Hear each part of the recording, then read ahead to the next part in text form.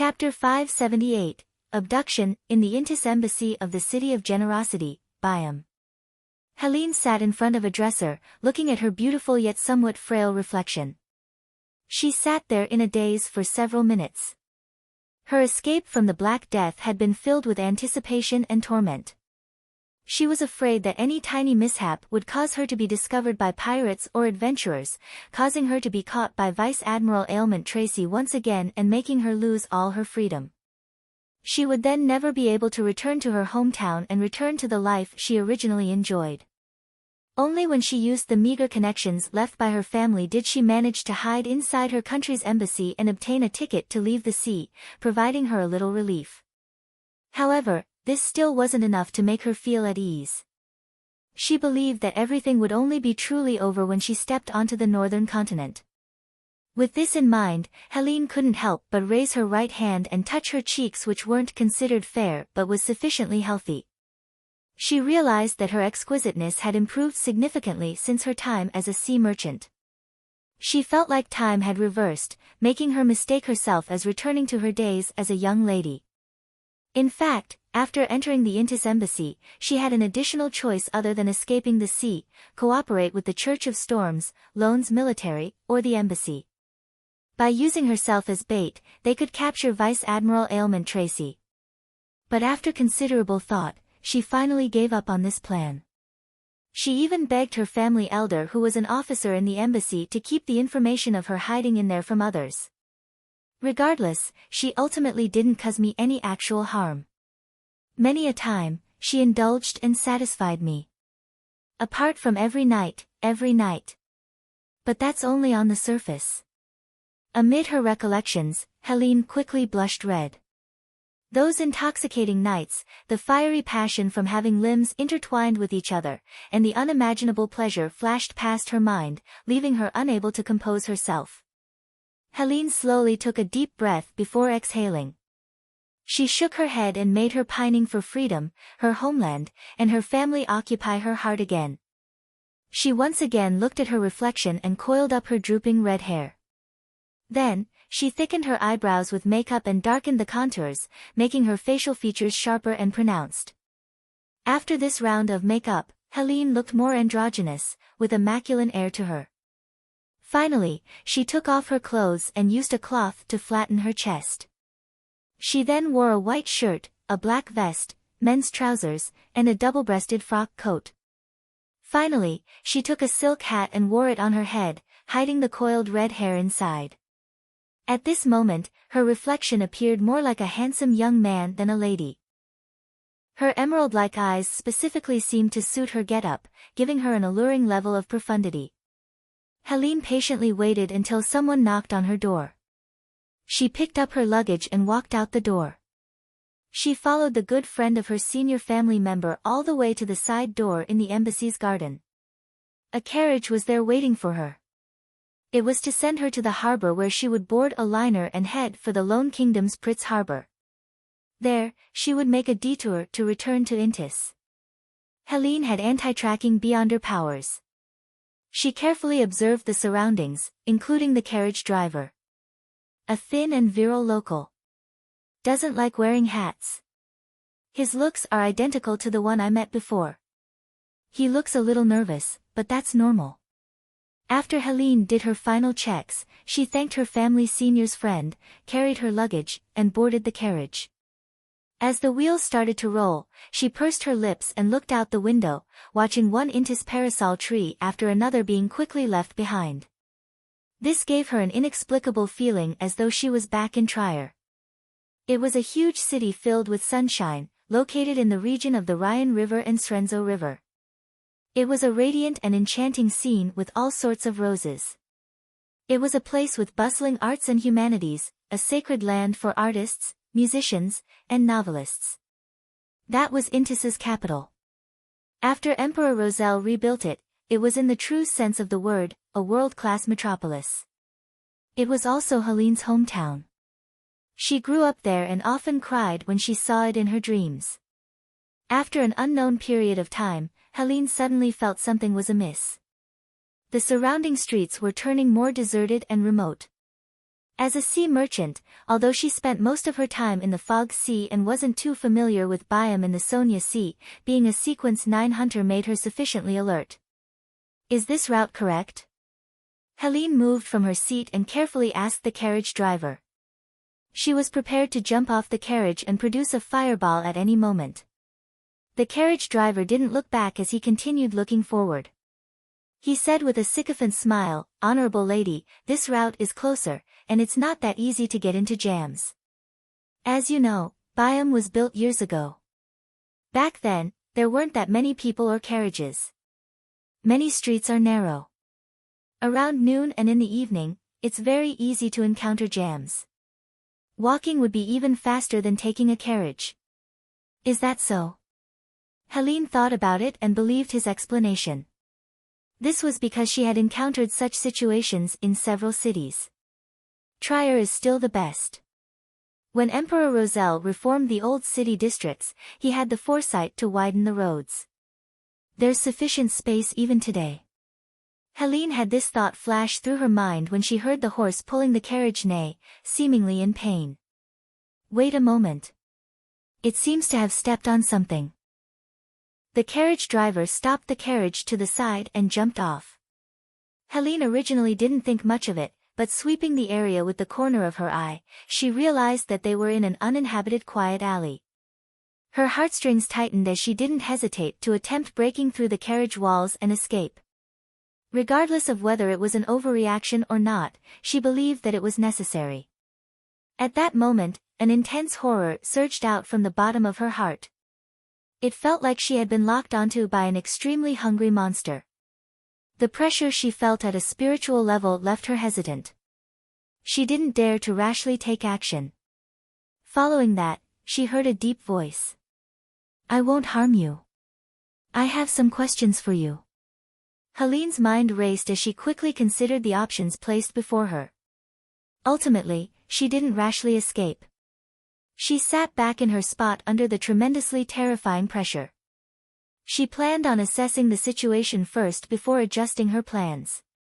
The door to the carriage opened, and the thin and virile local carriage driver walked in. He sat opposite Helene, and he was none other than Faceless Klein. In order to act as the carriage driver, he had specifically practiced how to drive a horse and carriage. This was a technique he had failed to properly learn while he was on the Tingen City's Nighthawk squad. Due to the little amount of time he had, he didn't master it sufficiently and could only use Creeping Hunger's aura to successfully make the horse obedient. At the same time, Danitz, who was hidden nearby, quickly ran over and took the carriage driver's seat and began driving the carriage. His round felt hat was pressed low, and he was dressed like a real carriage driver. Helene bent her back in a guarded manner, like a leopard who was ready to pounce at any time. She felt that the gaze of the man opposite her was sweeping through her forehead, her eyebrows, her eyes, nose, mouth, neck, chest, waist, and legs. It left her extremely uneasy. She had encountered such gazes and methods of sizing her up back in Intis, in Trier, and during the days when she was out at sea. It was something that disgusting perverts filled with sexual desires possessed. But this time, she strangely didn't feel insulted. She didn't have the feeling that the man would rip off her clothes or was fantasizing about something abnormal. Instead, he looks like he's studying food. He's like a icy cold snake that's slithering across my skin. Helene finally couldn't bear it as she asked, "What questions do you have?" After fully grasping her looks and features, Klein leaned forward and placed his arms on his thighs in a natural manner. He slightly clasped his palms and said, "Have you heard of a person named Jimmy Necker?" Helene took a few seconds to recall before firmly shaking her head. She slightly frowned and asked in a daze, "Have you gotten the wrong person? He's a tycoon, someone who likes to collect things." "Have you heard of such a person from Tracy?" Klein asked again. "Tracy." Helene sighed secretly and replied seriously, "No. She never mentioned a tycoon who likes collecting." Klein looked at the red-haired lady's eyes and said with an unhurried tone, "Then, does her room have any ancient documents regarding the southern continent's Balam Empire?" "No. She's not someone who enjoys reading documents. She hates reading." She even gets me to read novels to her. With that said, Helene revealed a bitter smile. What novels does she read? Klein asked without a change in tone. Those classics by Roselle, as well as any contemporary romance stories, Helene answered frankly. Klein nodded. Does she have a collector's room? Yes, but apart from her and a few mysterious visitors, no one is allowed entry, including me, Helene said as she recalled. Klein fell silent for a few seconds as he maintained an unchanging posture. Tell me your story. Mine? Helene pointed at herself in surprise. Klein nodded gently without repeating himself. Helene said after momentarily being dazed, my story is very simple. My father is a member of the former Sauron royal family of Intis. He received quite a bit of wealth, but he lost himself to alcohol, mistresses, marijuana, and gambling, causing him to eventually go bankrupt. In order to repay the debts, I chose to accept some conditions raised by the family and became a beyonder. I then went out to sea to become a sea merchant. Chapter 579, Academic question. As she spoke, Helene's eyes moved up slightly as though she was immersed in her memories. Early on, I transported iron and coal from Mid-Seashire to Fainapotter, then I shipped back tobacco, coffee, cocoa, and other native specialties back to Intis. This is a sea route that borders the shore, so it was rather safe. The competition was intense as well. In order to quickly get out of my predicament and save up money, I worked hard to raise my sequence, hoping that I could trade in the colonies. Unfortunately, just as I familiarized myself with the sea route and made some money, I chanced upon Ailment Maiden Tracy, who wasn't Vice Admiral Ailment at the time, in one of her raids during my second trip to West Balam. She only had one ship back then, but she was very powerful. My partner and I resisted with our lives, but all of that was in vain. She doesn't have the habit of killing mindlessly. All she did was snatch the goods, as well as myself, as expected of an oddity among demonesses. Klein listened in silence and used his clown powers to suppress his embarrassed emotions to expressionlessly ask, how far did the relationship between the two of you go? We didn't. Helene instinctively denied. She forced me. I didn't want to die. I could only choose to accept it. Besides, she's a woman. Lady, there's no need to get so worked up. If I had asked if the two of you had a relationship that went beyond friendship, would you have jumped out? It's only because I'm kind enough and had considered your shame which had prevented me from being so direct. Sigh. Under the facade of the crazy Gairman Sparrow is a gentlemanly me. That's the true me. Klein switched to asking without a change in expression, what kind of food do you like? Are there any dishes you especially like? Do you prefer sweet or salty food, or somewhere in between? What food do you dislike? What food are you allergic to? Do you have any dietary restrictions? If you do, what are they? These questions made Helene feel like she was in a dream, as though everything was surreal. She never imagined that the man would ask her such questions. It was like a pursuer was asking his crush what hobbies she had. No. No pursuer would ask such questions. These are all indirectly obtained from numerous chats, or are obtained by other means. No woman would like to be questioned like that. This is like a survey which Emperor Roselle created. What does he want? He's asking these questions without any expression. I'm so afraid. Helene fell silent for a few seconds before answering them one after another under Klein's cold, unmoving gaze. Klein maintained his seating posture of leaning forward and continued asking, how do you usually sit? Do you have any habitual motions? The more Helene answered, the more panicked she became. She had the inexplicable feeling that answering these questions would make her disappear. By the time the perplexing and terrifying survey was done, she felt heavy deep down, constantly suspecting that a terrible outcome awaited her. Why don't I risk it and jump off the carriage while he isn't paying attention? Helene seriously considered the possibility.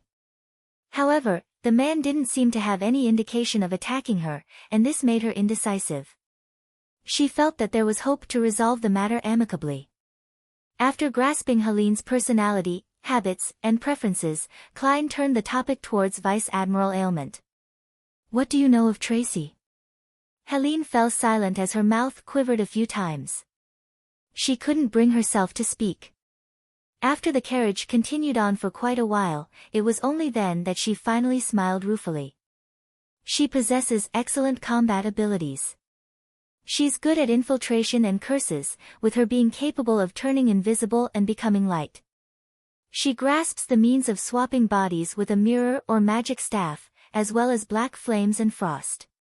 She can make enemies in a certain range suddenly fall sick, including colds, pneumonia, gastroenteritis, and other illnesses. The longer the fight lasts with her, the worse the ailments inflicted. Some Beyonders might even directly die from a heart attack. She can also create invisible threads to control her enemy. She knows human anatomy very well. She can easily give people pleasure through contact, that kind of pleasure. She has an active charming ability that would make many pirates give up putting up a resistance once they're near her. She's often friendly, but she's cruel to her enemies. She enjoys destroying the perfection that others would wish to protect, making them suffer immense pain and torment." Helene didn't go into detail on how Tracy destroyed the state of perfection of others. There were many cruel stories and hilarious matters. This ailment maiden had once made her enemies, a father and son duo, kill each other, as well as instigate an enemy's wife to betray him and let him come across the scene. As expected of a demoness. She's a sequence 5 demoness who's one sequence higher than demoness of pleasure.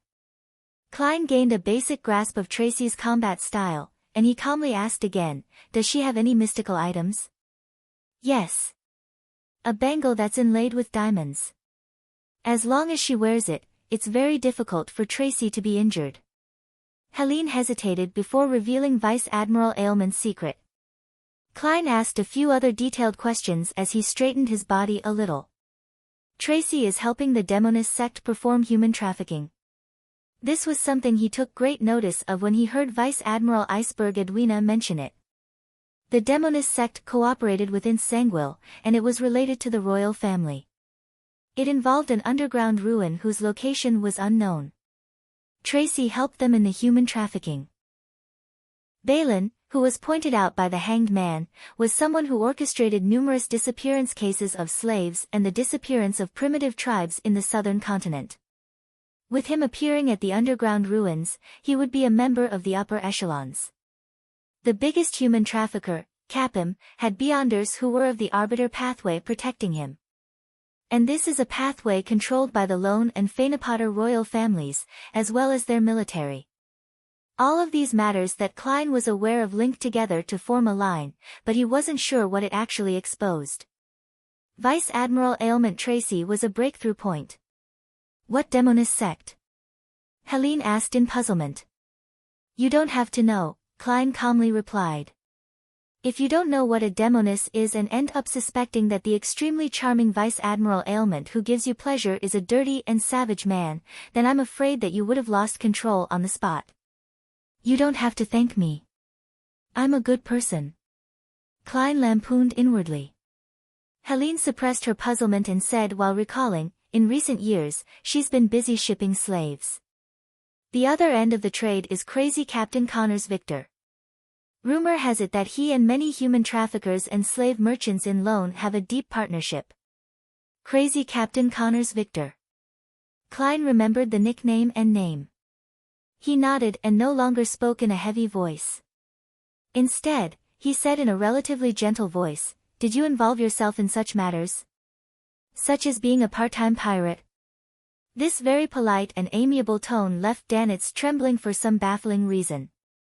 He felt that Gehrman Sparrow being in such a state was much more terrifying than his cold and expressionless state. "No." Helene shook her head. "The blood of the Sauron family flows in me. I will not bring shame to my family. Besides, Tracy always said that she wouldn't let me be tainted by bloodshed and darkness. All of that would be faced by her. She must have read too many romance novels." Klein took out a gold coin and allowed it to weave between his fingers like it was dancing. He didn't keep it from Helene as he performed a divination in front of her to confirm that she wasn't lying. The result was that she was rather honest. This is also because I didn't ask in detail about her emotional entanglements with Tracy, otherwise, she wouldn't be that honest. Klein secretly reflected and put away the gold coin. At that moment in time, the carriage had circled around the harbor, no longer heading for the ship that Helene was meant to board. Klein looked at the scenery outside the window and took out a small metal bottle. He handed it to Helene and said, "Use the liquid inside to wipe away your makeup." "Why?" Helene subconsciously asked. "This isn't something you should be asking," Klein leaned forward once again and said without expression. Despite feeling aggrieved and furious, Helene didn't wish to agitate the man and get on his bad side at such a critical moment. She could only remove the bottle cap and took a sniff at it to test if it was poisonous. "Can it be used directly?" she asked. Klein tersely acknowledged in the affirmative. Helene took out a white handkerchief and dabbed it with the bottle's liquid. Then, she began wiping her face and quickly cleaned away her prior disguise. Her aesthetically pleasing masculinity vanished and her contours became softer as Helene's original looks were presented before Klein. After careful observation, Klein calmly said, "Take off your hat and let down your hair." Helene furrowed her brows and had a nagging feeling that what followed would be unacceptable instructions such as taking off her clothes. She took a deep breath, removed her hat, and released her coiled red hair. Immediately, she appeared extremely feminine. Klein straightened his body and leaned back on the carriage wall before calmly instructing, "You can put on your disguise again." "Is he a madman? After all this, he wants me to revert to how I was before." Helene didn't dare to voice her displeasure, afraid that the man would raise unacceptable requests. She hurriedly opened her suitcase and took out a mirror to look at herself. The makeup has been removed so cleanly. She was stunned for a moment before she quickly put on makeup and coiled her hair. When the carriage came to a stop, she was already looking like a handsome young man. Klein nodded indiscernibly and looked out the window before retracting his gaze. "One last question." "What?" Helene asked nervously. Klein raised his line of sight a little as his facial muscles moved. "How big are your breasts?" Helene was first taken aback before her face flushed red. This wasn't a redness caused by embarrassment, but an anger from wanting to punch the man in the chin. Klein didn't move his gaze as he calmly added, "It's an academic question." Noticing no sexual intent from his eyes, Helene inhaled and closed her eyes to answer the question. Klein secretly heaved a sigh of relief and took out a boat ticket and a stack of papers. "New identification, tickets to Tiana Port. Once you're there, buy tickets to Pritz Harbor." Helene glanced at him vigilantly before receiving the tickets and documents. She carried her suitcase and carefully alighted the carriage to see the ship she was taking. Klein followed behind her and watched her leave. From the corner of his eye, he saw Danitz trying hard to hold back his laughter. Chapter 580, Wormtongue. Klein slowly turned his head and shot a glance at Danitz.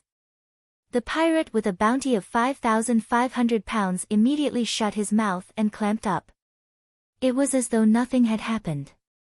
After confirming that Helene boarded the liner without issues, he turned around and walked to the side of the carriage. He pretended to casually ask, "Did you hear the conversation?" No. "A little, just a little," Danitz shook his head as he gave a hollow chuckle. Klein nodded slightly and said, "You have to remember, otherwise, it'll be easy for people to see through you." "See through me?" Danitz raised his hand and pointed at his nose and said blankly. Klein said without changing his expression, "She's from the Sauron family. She has anti-tracking beyond her abilities. Together with her tics and behavior, it can be confirmed that she's a Sequence 7 from the Hunter pathway, Pyromaniac. She's very similar to you, and you'll be able to do a good job acting as her." "Me? I won't be able to disguise myself like her. I'll be identified with just a look." Danitz jumped in fright. Klein held back his laughter and said in a deep voice, "I'll lend you creeping hunger." "No, no. I have no experience in such matters. I won't be able to fool Vice Admiral Ailment's subordinates." Abnormally nervous and horrified, Danitz declined the mission. To him, this was an extremely embarrassing and dog's-hit matter. Only a pervert or a madman would complete it without any qualms. Klein nodded in agreement and said without an expression, "Indeed, you are rather stupid." Danitz forced a smile. "Yes, I'm very stupid." Klein didn't say a word as he walked past Danitz and opened the door to the carriage. Danitz followed him with his eyes when he suddenly saw Gehrman Sparrow's hair turn red. He blinked his dull eyes and saw the man's facial contours turn soft and his eyes turning emerald green. His lips turned thin as they pursed, making him look frail and insecure. He had a masculine beauty and looked identical to Helene, who had just left. After watching Gehrman Sparrow enter the carriage, Danitz turned his head back as the corners of his mouth twitched. He was silent for a few seconds before he muttered silently, "What a madman." He changed into a woman without any hesitation. "I have to say that Helene looks pretty good when disguised as a man. This beyonder power sure is useful. If I can receive an item like that and figure out what Captain's ideal type is, then I can make the corresponding changes and make her fall in love with me. But in that case, would the person that she falls in love with still be me?" Danitz found himself pondering over philosophical questions until he heard a cough from the carriage behind him. He snapped to his senses and drove the carriage away from the harbor. He planned on making a huge detour before circling back. Inside the carriage, Klein wasn't as calm as he appeared. Although Helene was in male clothes, allowing him to temporarily not bother about the most embarrassing parts, he still felt quite embarrassed to have his face change into a woman's while squeezing out breasts. This left him feeling down and awkward. Sigh, a faceless change in appearance is very easy. The difficult part is apparently the mind. To act as a good faceless, I'll have to cross many mental blocks. If I don't, then I'll have to spend a great deal of time to act as a real person for many years. My identity has to be recognized by everyone as I fully immerse myself into that character until I almost treat it like it's real. This is more challenging on my bottom line. It's crazy and warped. To speed up my progress, I have to overcome a certain number of obstacles." Klein pulled out a suitcase from under the carriage's seat. He rummaged for some cloth and clothes before replicating Helene's disguise. He could have gotten Danitz to act as Helene and borrow the mystical item with the faceless beyonder characteristic from Justice for a few days without a problem. However, that meant that there was a high chance of Danitz facing Vice Admiral Ailment Tracy directly. Without the clown's powers, it was almost impossible for him to hide it from her, putting his life in extreme danger. It was impossible for Klein to make others bear such huge risks for his own matters, therefore, he could only challenge himself and do it himself. Soon, he looked identical to Helene. Under the black top hat was a handsome androgynous face with soft and pronounced contours. His emerald green eyes looked as beautiful as gems.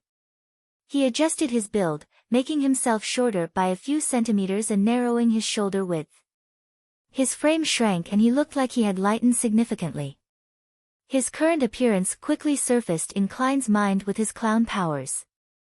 It's still not bad. There's not much to it. Perhaps it's because I'm not in female clothes, so it doesn't feel much different from turning into Gehrman Sparrow, Danitz, or someone else. I just look prettier and have some discomfort in my chest.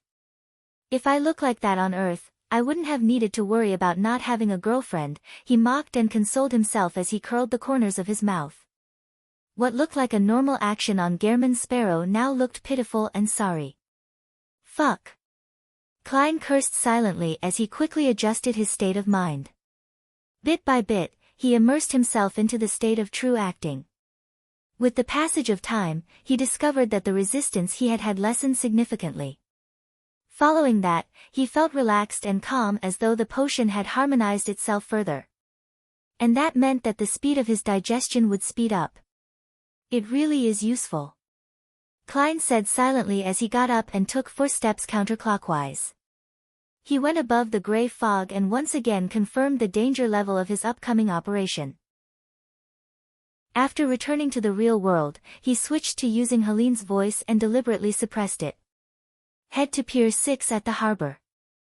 Danitz didn't find anything amiss, but he suddenly came to a realization after changing directions. He couldn't help but tremble. It's like the real person. I wouldn't be able to distinguish him if the day comes where he transforms into captain to fool me. After a while, the carriage re-entered the harbor and went to the liner which Helene was originally meant to board. But it didn't truly approach it and had instead circled around to a nearby warehouse. Danitz jumped off the carriage and knocked on the warehouse's door, according to a prior agreed pattern. Out came a group of dock workers who were clearly of native blood. Following that, they made way. After confirming that there wasn't anything amiss, the bald member of the resistance, Kalat, came out on a wheelchair. Where is she? He looked at Danitz as he asked. Through Helene's matter, Danitz had successfully established communications with the resistance. Danitz laughed mischievously. In the carriage. She's been drugged with medicine that makes her lose her strength. Its effects will last another 10 hours. Remember, I want 70% of the 1,000-pound reward. Kalat raised his right arm and waved it. Immediately 2 thin members of the resistance got onto the carriage. Boss, it's that woman, they soon poked their heads out and said in the tone of a local gang. Take her down. Our mission is to protect her, Kalat emphasized again. Helene, who was disguised as a male, was helped down from the carriage with 2 soldiers supporting her on either side of her with his control as a clown. Klein pretended to be weak in the knees as he staggered. He was soon moved to a room among the Byam populace. At the same time, Kalat instructed a local gang member, who believed in Sea God, to find strongman Ozil and tell him that they had found the target. He was to bring 1,000 pounds in exchange for the woman. As for Danitz, he had returned to the inn to await the news. At noon, Ozil replied saying that he couldn't be sure if the person was the real deal and had planned on sending a person over to confirm things. Kalat agreed to his request. Closer to the evening, a figure appeared outside the house. He was a man wearing pantaloons and a jacket. He was Loanese and was dressed in the style of a native. He had short brows, about half of the average person's. His brown eyes were recessed, and his face looked cut. Kalat pushed himself on a wheelchair and appeared by the door. After seeing the man, he said in a heavy voice, Mithur King. Should I be honored that you actually know me? The man laughed. He was originally a captain of one of the pirate ships under Vice Admiral Hurricane Kalangos. After Vice Admiral Ailment Tracy took over the crew, he took on the role as third mate of her flagship, the Black Death. His nickname was Worm Tongue, with a bounty of 5,400 pounds. Kalat didn't reply as he wheeled himself to make way. Mithur entered a nearby room after being led by a gang member. Inside, he saw Helene sitting by the bedside in a gentleman's outfit. Her eyes were darting about and glaring at him. Her teeth bit down on her lip as she looked furious and fearful while having feelings of despair and obstinacy. It's her all right. However, I can't be certain because she's wearing thick makeup. It's hard to tell what a woman really looks like once they don thick makeup. Wipe her face clean for me. Hey, why didn't you cuff her? Don't you know she's dangerous? Mithur surveyed the area and took 2 steps back in a guarded manner. She's been drugged. She doesn't have much strength and hasn't resisted. But since you asked, Kalat lifted his chin to a resistance soldier. The soldier found a pair of cuffs and walked over. After pulling Klein's hands back, he cuffed him. Klein continued wearing mixed emotions like before, trying hard to act like he was struggling despite having a lack of strength. Then, another gang member got some water and wiped his face with a rough towel. Thankfully, most of the makeup in this era isn't waterproof. Klein began changing his face's contours as the towel covered his face. Before long, Mithur saw Helene's moist face. She looked extraordinarily frail and beautiful in this state. Her emerald green eyes shot out with intense hatred and a look of perplexity. Unfortunately, she's captain's. Mither's throat moved. As a man and a pirate, he often fantasized about Vice Admiral Ailment Tracy and red-haired Helene falling into his embrace at the same time, but of course, it was only his imagination. The way he looks at me is disgusting. Klein nearly puked. Although he knew that it was targeted at red-haired Helene and had nothing to do with him, he couldn't help but feel goosebumps. In that instant, he got to know the real him a little deeper. He knew what things he couldn't accept at all. It really is her. Mither turned his head and said to Kalat, "This is your reward." He threw the tiny leather bag in his hand over to him. Kalat did a brief inspection and threw it to his subordinate. He pondered for a second and said, "We still need your help." "No problem. Seek out Oziel when needed." Mither pointed to red-haired Helene in the room and asked, "I'll take her away, right?" "Yes." Kalat made way once again. Klein didn't wish to be helped by Mither as he pretended to have regained some of his mobility while stumbling out. Mither was afraid of Vice Admiral Ailment Tracy, so he could only hold her by her shoulder and lead her to the carriage parked outside. The carriage left the city and came to a private harbor. Mither led Klein, who was disguised as red-haired Helene, onto a fishing boat which had been long prepared. Under the cover of the night, they left Byam. After about an hour, they saw a ship docked under the shadow of an island's cliff. Fluttering in the wind was a huge flag with white bones drawn on it. Black Death. Chapter 581, both getting into character and detachment. Only a single Black Death. The other ships are anchored beyond the Rorstad archipelago's confines because they're afraid of being discovered. This is good news. Klein retracted his gaze and deliberately bit his lip to express his agitation. After taking a glance at Helene's side profile, Mither lit a torch and began swinging it to signal to the flagship. Before long, a dinghy came and took him and the disguised Klein back to the Black Death. As the dinghy was being hoisted up, Klein boarded another pirate admiral's flagship. Under Mither's lead, he entered the cabin. Waiting for them up ahead was a blonde female attendant. She glanced at Helene with a cold stare before pointing sideways to the room. "Go in." This attitude. It's like meeting a love rival in the flesh. Both men and women fall to this Vice Admiral Ailment's charm.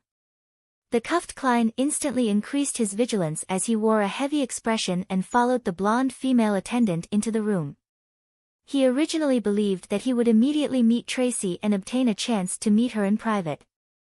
He was already ready to strike, but apart from a wardrobe, sofa, and full-body mirror in a cramped carpeted room, there was nothing. Could it be that Tracy has deliberately given Helene the cold shoulder to express her anger? Klein recalled the romance novels and contrived television serials he had previously watched while contemplating the reason for the ailment maiden's actions. The blonde female attendant shot a glance at Helene's male attire that lacked the androgynous beauty to it due to the lack of makeup, took 2 quick steps, opened the wardrobe, and pointed to the dresses inside. "Captain doesn't like your present attire. Change." "Fuck." Klein cursed inwardly. He originally imagined that he could be granted a meeting with Vice Admiral Ailment Tracy while looking like Helene and dressed as a male. He was thankful that he didn't need to overly humiliate himself to achieve his goal, but in the end, he didn't manage to escape this outcome that he wanted to avoid. Seeing Helene standing there in a daze, the blonde female attendant glared at her. "You have 2 choices. Either you change yourself, or I'll help you." Klein did one of red-haired Helene's habitual motions and inhaled slightly. "Remove my cuffs." He turned his body sideways and gestured with his chin towards the door. "And go outside." Conniving whore, the blonde female attendant cursed under her breath and used the key given to her by Mither to release Helene from her cuffs. After she left the room and closed the door, Klein walked to the wardrobe and stood there in a daze for 20 seconds. Suddenly, he closed his eyes and extended his right hand. After an unknown period of time, he came in front of the full-body mirror and saw Helene's red hair cascading down in the reflection. Her green eyes shimmered while she wore a golden red dress. By her waist was a ribbon tied into a flower. It was pulled tight, accentuating her slender waist. Helene's beautiful face was flushed red as her lips were tightly pursed. Her expression was heavy, looking very identical to the picture from before. Klein looked at his present image and first felt somewhat embarrassed. However, he had gotten over it to a certain extent while changing. Besides, there wasn't anyone inside. Second, he gradually found a different feeling. This wasn't to say that he was gradually liking such acts. Instead, while overcoming his mental aversion, he gained some form of detachment from his self-awareness. It felt like his soul had flown out of his body, allowing him to calmly observe Helene, dressing up in female attire and adjusting her clothes through the mirror with a calm attitude. He believed this was a necessary step in his mission and that there was nothing embarrassing or odd about this. Klein felt a baffling sense of familiarity as he tried hard to recall and compare this feeling, in a bid to fix it in place and gain an understanding of it. Soon, he found the source. This was similar to him playing role-playing games. In it, he could choose a female character, carefully choosing the facial features and attire of the character, allowing the beauty to please his eyes. There was nothing kinky or embarrassing while doing this. On the one hand, he was viewing it from an angle of a god through the screen, making his attitude detached, and on the other hand, he was seriously acting and going through the plot. By combining the two perfectly and not distinguishing between them, he didn't have any aversion to it because he was playing a game. Klein suddenly opened his half-closed eyes, feeling like this was the faceless state he had been searching for. He could act as anyone, but he was still only himself. As he got into character and worked hard to act, he could detach his feelings and observe things calmly. By making comparisons, he could figure himself out and find his true self. It's both getting into character and detachment. This is the actual application of the faceless main principle. Klein suddenly felt at peace as the remnant embarrassment coexisted with his changed attitude. With a detached attitude, as though he was playing a role-playing game, he observed himself in the full-body mirror and tried hard to find any flaws. Thankfully, I got Danitz to get 2 sets of female clothing to study the way it's all put together. Otherwise, there's no way I could wear them so quickly and normally as a first-timer. It will be easy to expose any flaws. This is called professionalism. Women's clothing sure is complicated. From the perspective of a faceless, there are many flaws in Helene's facial features and contours. She might be beautiful, but it's definitely nothing I call stunning. Yes, with this state of mind, I can clearly feel the potion digesting. Klein looked at himself in the mirror as though he was looking at a character named Helene. Thump. Thump. Thump. The blonde female attendant banged on the door and asked impatiently, "Are you not done?" Klein's face instantly sank, as though she hadn't returned him the 10,000 pounds she owed him. He maintained this state as he walked to the door and pulled it open. The blonde female attendant shot him a glance and raised the handcuffs. "Put your hands to your back. You're now a prisoner."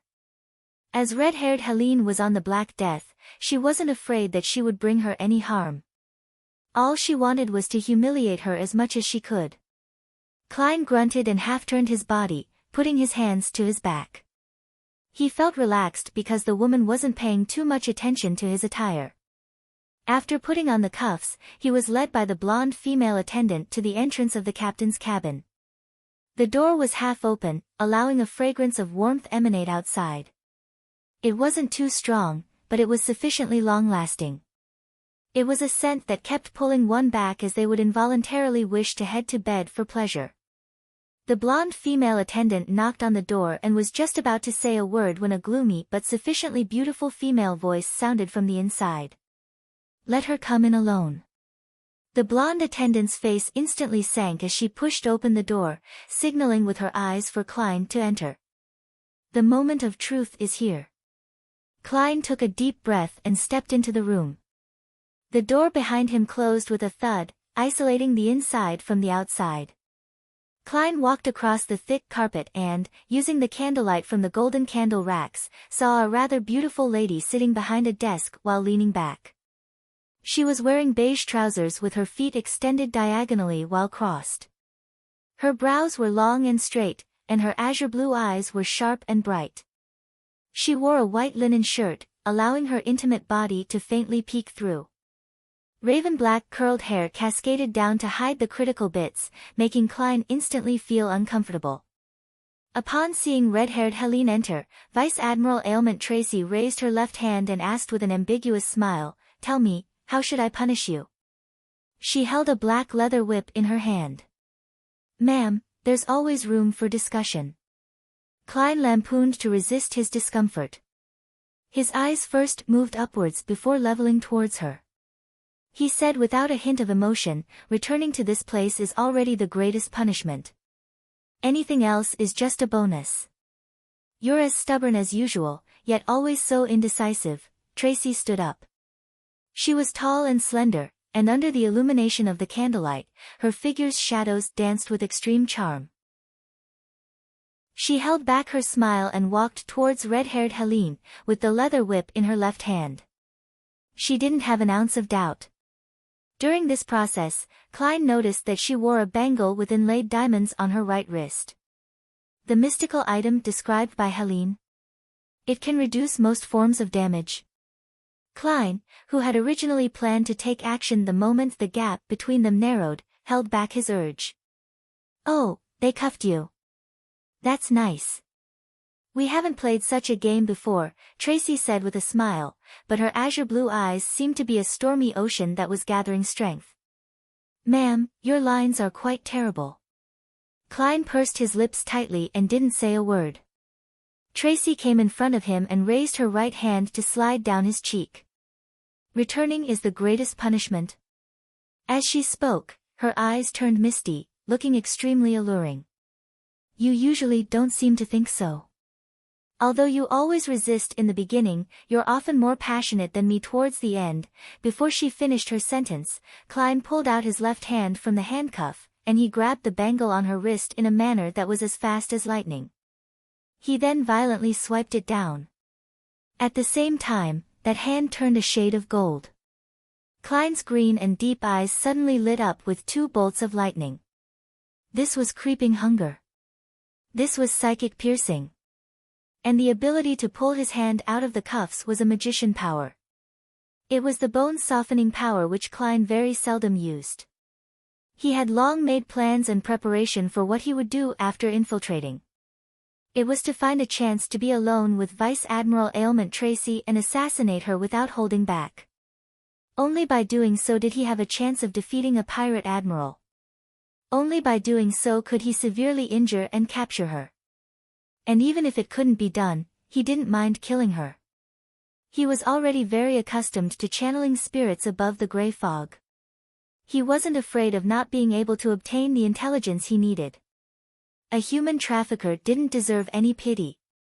In addition, in order to prevent himself from tripping himself up, he only brought the most difficult to detect creeping hunger, which was good at disguising itself. The other mystical items were placed in the mysterious space above the gray fog. Furthermore, he was on the Black Death with several opposing Beyonders on board. He had to finish the battle as quickly as possible. This was also to avoid being taken down by Tracy's ailment powers. The longer he fought her, the worse the ailments inflicted on him would be. In that instant, the bangle with inlaid diamonds was removed from Tracy's wrist. Klein's green eyes flashed with lightning while the beautiful and charming Vice Admiral Ailment remained in a daze. All she did was instinctively dodge. She couldn't believe that Helene would attack her, or dare believe that she possessed such reactions and abilities. Chapter 582, Provocation. Tracy saw two bolts of lightning light up in Helene's beautiful emerald-like eyes as the blinding silver occupied her entire vision. Her beautifully contoured chin was suddenly lifted as though she was about to let out a tragic scream. However, she stiffened on the spot, shattering like a mirage. The full-body mirror placed in the room cracked and quickly crumbled, scattering to the floor. Mirror substitution spell. Tracy's figure, in her pure white shirt, beige trousers, and black leather boots, appeared in the corner where the full-body mirror was located. Before she could catch her breath, she heard heavy footsteps and saw red-haired Helene's dress fluttering to the back as she charged forward like a chariot. The glove she wore on her left hand was pale and gloomy green. Klein had already switched to a zombie state. His muscles were taut, and his strength had increased substantially. His sleeves fluttered as he clenched his fist tightly before throwing it at Vice Admiral Ailment Tracy like an iron hammer. Bang! Bang! Bang! Although he continued maintaining Helene's appearance, his actions were like a ferocious beast's. He was fierce and formidable. As he bombarded Tracy with his punches and kicks, all she could do was desperately parry his attacks without having the time to use other beyonder powers. If a Demoness of Affliction's corresponding sequence 9 wasn't assassin, allowing her to have extraordinary combat skills and dodging capabilities, this barrage of attacks would have left her heavily injured. Bang! Bang! Bang! Klein's fist emanated a white, frosty air, causing Tracy to tremble with every time she made contact. Gradually, ice began to form on the surface of her body. This was a zombie's mastery of frost powers. Seeing her blood gradually stiffen, Tracy didn't hesitate and took the blow. Her lips turned pale as her mouth opened slightly as she let out a formless scream. Accompanied by this scream, a blue illusory halo surged out from her body. It left stacked layers of frost in its wake. In just 1 or 2 seconds, both of them found themselves in a frozen world. They were surrounded by thick and transparent ice, and there was loose frost blanketing the exterior. The two looked very close to one another, but they needed to break through the various obstructions to fight each other. A smile appeared on Tracy's gallant and brilliant face as a silent black flame ignited within her body. It quickly melted the surrounding ice as it began to launch a counterattack, allowing Ailment Maiden to grasp the advantage. At this moment in time, she saw Helene, who was often frail and indecisive, snap her fingers without an expression. A matchstick she hadn't noticed lit up as scarlet flames leaped. Instantly, it enveloped the red-haired figure's dress. Tracy's pupils constricted as her spiritual intuition gave her an extreme sense of foreboding. In the silent black flames behind her, Klein leaped out in the form of Helene. He extended both his arms and hugged Tracy, locking her arms in the process. At the same time, he opened his mouth and shouted, "Bang!" A formless air bullet shot out with might that exceeded that of a revolver. It was comparable to the latest rifle models. It passed through the void and accurately hit the back of Tracy's head. Oof! The bullet drilled through her skull, but Vice Admiral Ailment's figure suddenly contracted, turning into a broken black staff. Magic staff substitution spell. Tracy rapidly appeared diagonally across him. The buttons on her shirt dropped as she revealed a mesmerizing view of fair skin. However, what caught Klein's attention wasn't that but the blood on her palm. While Klein restrained Tracy, she had clawed behind her, ripping off a piece of fabric and injuring his thigh. At this moment, Tracy quickly opened and closed her mouth twice as illusory black flames appeared from her palms to burn the blood. This was black magic, a witch's curse. Klein couldn't help but tremble. A black flame ignited from within, from his soles to the top of his head. He was rapidly reduced to paper shreds. Just as he appeared in another corner, he felt countless invisible spider webs swirl towards him. Some were hard and attempted to bind him, while others were soft, in a bid to stimulate different parts of his body. Klein, who was a beyonder who acted extremely calm during combat, felt his heart race as his ears heated up. His body turned numb and sore, having the discomfort of a cold while having the urge to have his blood surge downwards. Compared to Madame Sharon from Tinjin City, Tracy's spiderweb was far more terrifying. Klein didn't dare to underestimate it as he immediately snapped his fingers. The snap ignited all the surrounding spiderwebs as scarlet flames extended from where they came from and surged towards Tracy like a tidal wave. Back in Tingen, Klein already knew that the spiderwebs from a demoness of pleasure were weak against fire. Instantly, the middle of the room became a huge ignited web. Tracy was caught by surprise as the flames swept towards her. Humph! She exhaled as an eerie blue illusory light surged outwards and froze her within a transparent but gigantic crystal. The scarlet flames surged over and kept melting the ice, but it gradually weakened. Klein didn't pick up the diamond-inlaid bangle, because he wasn't sure what negative side effects it might have. To rashly use a mystical item without sufficient comprehension of it was highly likely to be harmful rather than beneficial. He straightened his body and opened his arms, letting his left glove be dyed in the lustrous glow of the sun. Priest of Light. At that instant, Tracy, who was hiding inside the ice, felt that extremely familiar Helene wore a holy luster. In between her brows, an unprecedented tenacity surged out. She was pretty and no longer frail. Like a blooming sunflower, she was like a flower of war stained with blood. Tracy shouted with a clearly hoarse voice, "Who are you? Why don't you dare to show yourself? While wearing a dress, using my own looks would look so odd. It's more suitable to use Helene's appearance." Klein detached himself as this thought flashed through his mind. Following that, he praised the sun. A magnificent pure beam of light descended with golden flames swirling around it. It completely blanketed the ice and Tracy. As the ice rapidly melted and vanished at a discernible pace, the bright and holy light dimmed before disintegrating. The color in Tracy's face drained as she did a somersault and agilely dodged Klein's psychic piercing from his switch to the interrogator's soul, letting whatever damage she received happen inside the beam of light.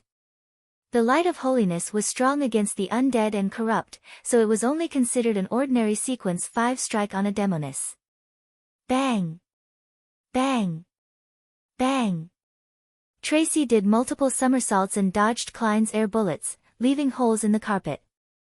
As she rolled, her figure vanished from her enemy's sight. A demoness invisibility. Klein bent his back slightly as he was on high guard.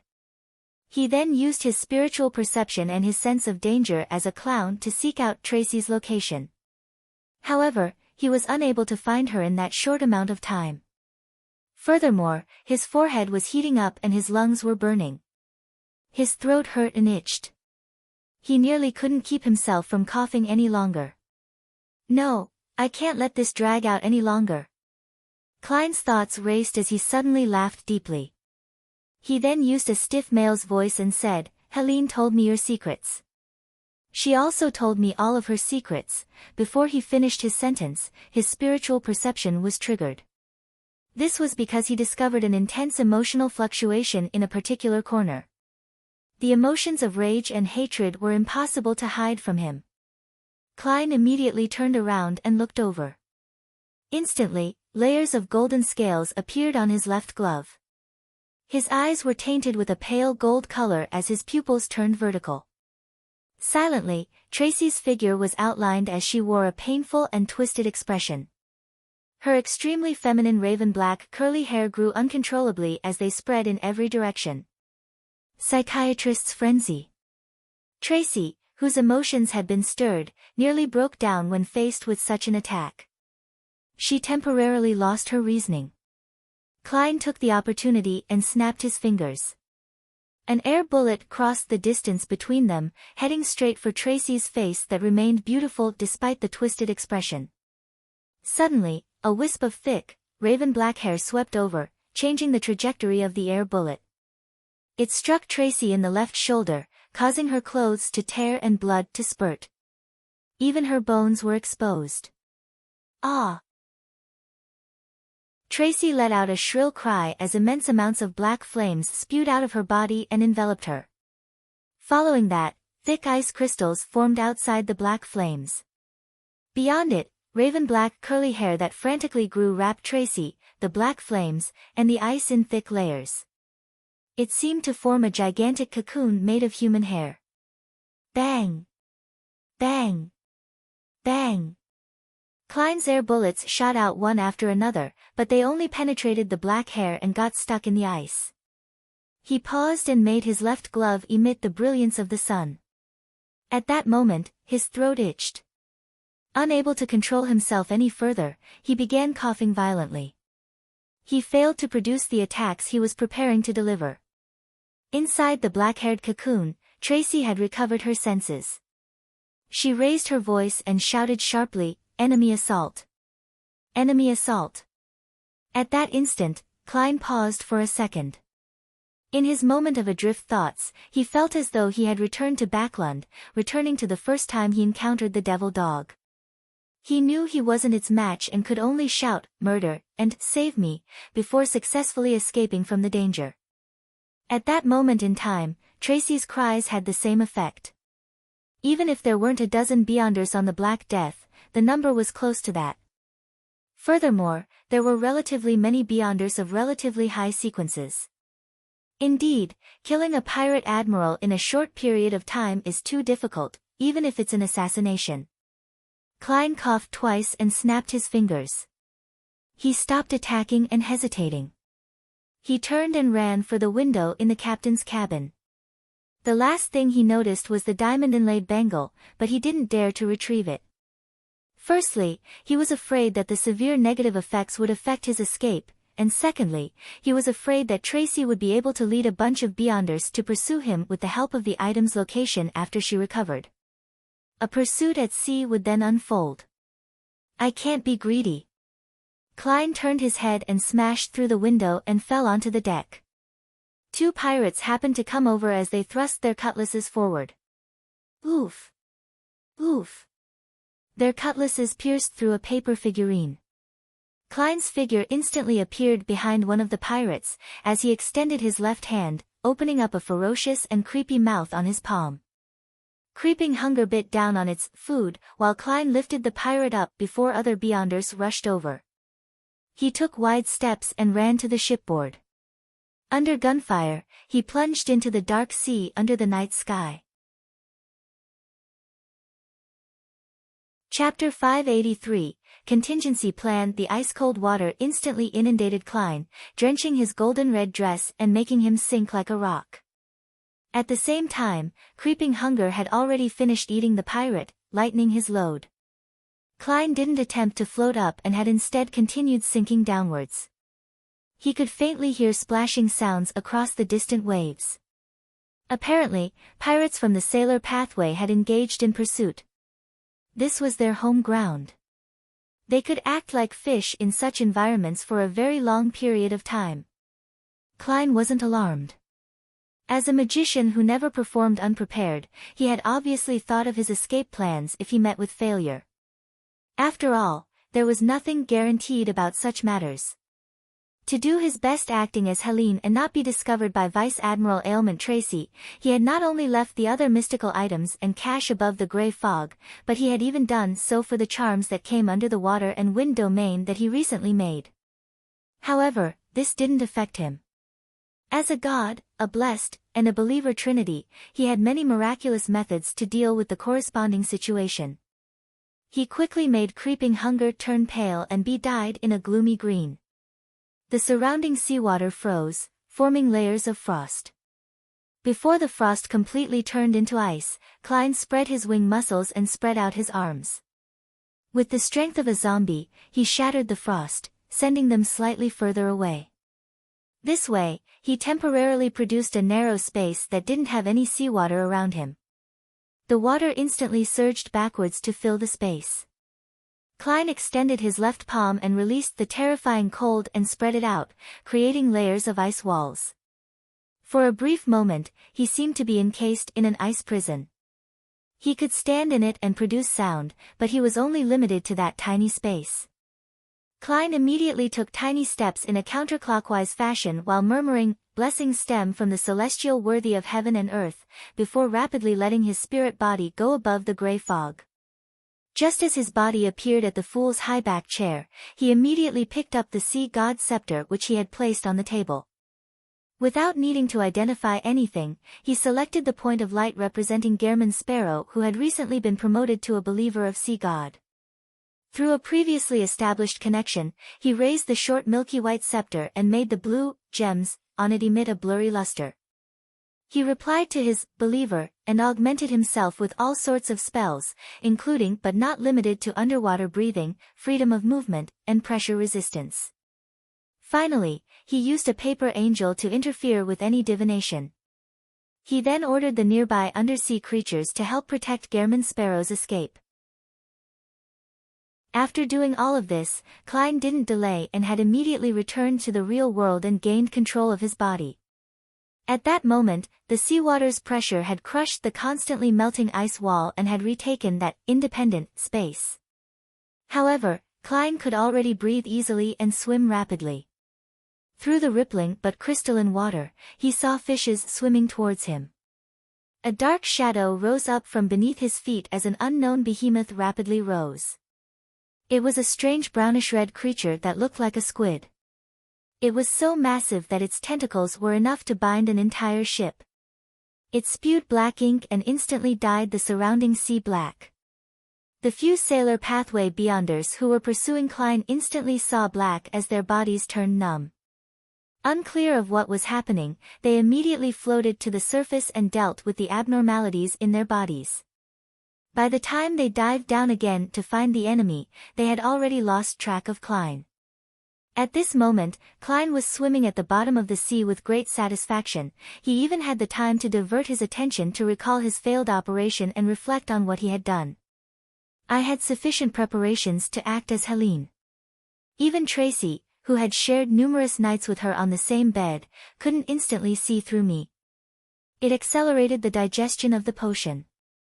During this process, I still had to overcome my aversion and find a way to both get into character and be detached. This was extremely helpful to the digestion of the potion. I basically did the best I could for the battle. It can be considered a prepared performance, but I underestimated the strength of a sequence 5 Demoness of Affliction and the experience of someone who inched her way to becoming Vice Admiral Ailment. Even though she lost her mystical item in the beginning, just my present strength and my mystical item weren't enough to kill her quickly, unless I had used the Sea God Scepter. But this is around the Rorstad Archipelago. Through today's battle, I can clearly tell that I lack a mystical item with powerful offensive abilities. Facing the reality of a failed mission, Klein was no doubt somewhat disappointed. However, he wasn't depressed, because this wasn't the end of this matter. He planned on writing to Mr. Azik to see if he was interested in the ancient chronicles related to death and if he had the time to pay a visit. Before Klein left the captain's cabin, he had snapped his fingers to ignite the male clothing he had left in the changing room, as well as any hair or skin he had left behind. This was to make it seem like he didn't wish to leave any traces, but it was in fact a form of concealment and deceit. What he was concealing was the hair and button he had secretly thrown into a particular room without anyone noticing after he entered the cabin. Having wiped away any traces of himself, Vice Admiral Ailment Tracy would mistakenly believe that the assassin was afraid of exposing himself because of the fear of suffering a remote curse. Then, it would be difficult for her to seriously get the pirates to check for any remnant items. With the hair and button, Klein could use divination to lock onto the location of the Black Death up to a certain amount of time. This way, as long as Mr. Azik was willing, he could bring him to Vice Admiral Ailment Tracy. Sigh, I originally thought I wouldn't need Mr. Azik's help. I thought I could succeed just by myself, alone. Ultimately, I fell just short. Klein sighed and felt a blow to his self-esteem. This was one of the reasons why he didn't seek Mr. Azik's help in the beginning. The other reason was that he wasn't certain that Tracy was in possession of the ancient chronicles related to death. If she really didn't have it, it would be rather awkward to have Mr. Azik make a trip for nothing. Furthermore, he was worried that even with Mr. Azik's help, that he would still need to act as Helene to find the Black Death and Tracy. He still needed to wear her clothes and use himself as bait. That would be too embarrassing to do it in front of someone he knew.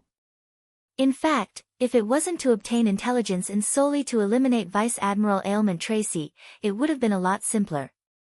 Once I swim back to Biome and go above the gray fog, I simply need to lock onto their location and use the Sea God Scepter to create a storm.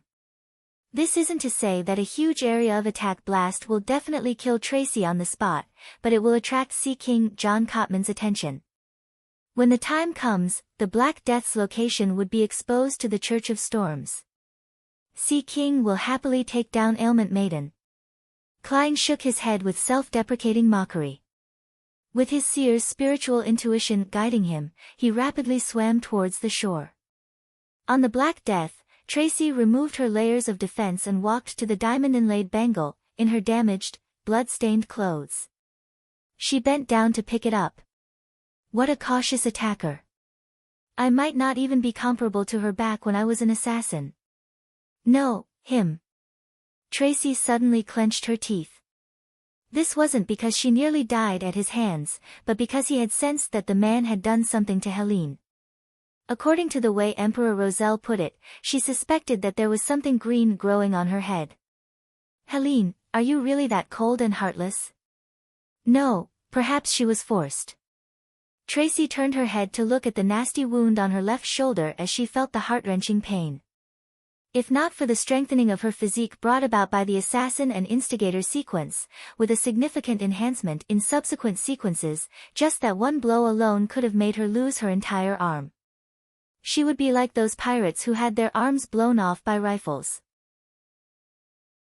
As the blood flowed and stained her vision red, Tracy got the blonde female attendant to enter and use her abilities to help her deal with her injuries while instructing the surrounding pirates who had their eyes fixated on her to search for any items the attacker had left behind. Unfortunately, the pirates informed her that all of his clothes had been automatically destroyed. This made Tracy recall the snap the enemy had made before he left. She sighed once again. How careful. Furthermore, he's not one bit greedy. If he had taken the bangle, then I wouldn't need to worry about not catching up to him. Tracy waved her hand, motioning for most of the pirates to leave, leaving behind Wormtongue Mither King and a few high-ranking members of the crew. Third mate, go to Byam again. Perform a thorough investigation to figure out where the resistance found that Helene, Tracy ordered in a solemn voice. With great difficulty, Mither retracted his gaze from his captain's chest. All right. Tracy thought for a moment and added, spread this matter. Say that I'm seriously injured and will not be able to recover anytime soon. Also, first mate, immediately set sail. Don't stay here any longer. As she issued orders, silence was quickly restored around Tracy. Only at this point did she have the time to figure out which faction the attacker came from, why he would attack her, and what motives he had. Unfortunately, the more Tracy thought, the more puzzled she became.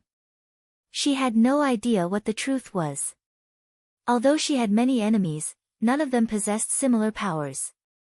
Finally, she found a clue as she muttered to herself, creeping hunger. In the middle of the night, in a private harbor on Blue Mountain Island. Standing by the receding and advancing waves was a female figure. She was none other than Klein, who was still disguised as Helene. He circled under the water and quickly came onto shore. He infiltrated the house of a nearby fisherman and got some tattered clothes to change into before changing back into Gairman Sparrow. Leaving behind the rather expensive dress as compensation, Klein rapidly left the private harbor and returned to the city of Generosity, Byam, before daybreak. He wasn't in a rush to meet up with Danitz. Instead, he found a random motel to stay in. He used a ritual and brought back Azek's copper whistle, other mystical items, and cash back to the real world. After confirming that he could divine the location of the Black Death, he blew the copper whistle. Chapter 584, Scapegoat. After lowering the copper whistle, Klein had already activated his spirit vision. He saw illusory white bones being weakly thrown up from the ground as they slowly formed a gigantic figure. If the past scenes were like a fountain in a fantasy setting, then this was more like the flow from an ordinary reversed tap. The corners of Klein's mouth moved indiscernibly as he pretended as though he hadn't noticed anything amiss. After a few seconds, the skeleton messenger finally took form. Its nearly 4 meters body tore through the ceiling once again as the pitch-black flames in its eye sockets burned silently. Klein folded the letter he had finished writing and threw it up. He described in detail the tycoon, Jimmy Necker, in the letter.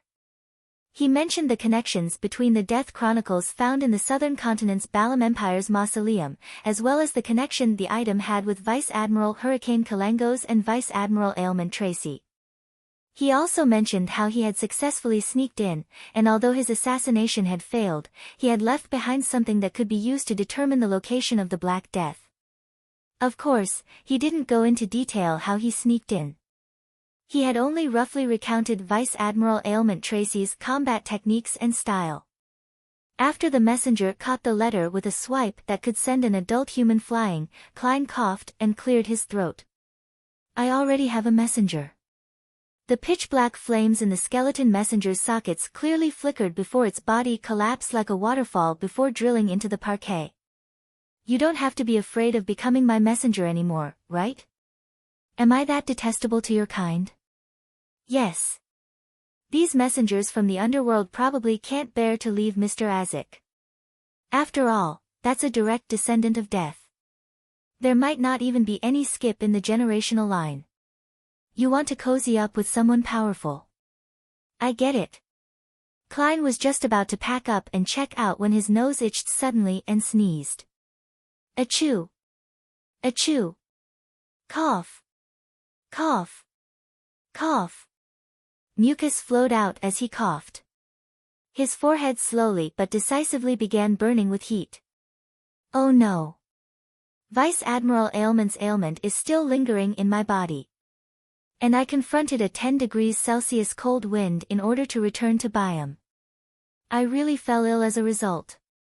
Klein used inferior tissue paper to wipe his mucus, contemplating whether to summon himself and act using a spirit-body state, so that his physical body could heal by itself. After serious consideration, he believed that it was impossible. Firstly, his physical condition would clearly affect his spirit body's condition. The two were closely related in some magical manner. Secondly, if he ignored it, his physical condition would definitely worsen. "I'm becoming a little dazed from the fever." Klein touched his forehead and prepared to return to the Wind of Azure Inn to meet up with Danitz. Then, he had to consider if he should head to a hospital or clinic to buy some medicine. In the Berg household in the City of Silver, Derek finally obtained the Radiant Spirit-packed tree fruit from Mam Hermit, and he successfully concocted the Solar High Priest potion. It was golden in color and had a scorching hot temperature. When Derek drank it, he felt the burning sensation in his throat. His eyes lit up suddenly as they grew brighter, like there were two miniature suns hidden in them. His body radiated concentric ripples of pure light as his exposed skin protruded to form black patterns that were visible to the naked eye. At the same time, his body hair grew longer, as though they were changing into feathers that were swirling with golden flames. Derek knew that there would be similar changes when consuming a potion at sequence 7. He didn't panic or become flustered. He clenched his teeth and repeatedly recalled that pain of him personally killing his parents and the hope that arose from the depths of his heart after meeting Mr. Fool. Despite being on the brink of losing control, he managed to persevere through it. After a while, everything abnormal about him was restored back to normal. However, the air he exhaled was mixed with the warmth of the sun. He felt that his body had become stronger again, and he had some considerable resistance against ailments and treacherous environments.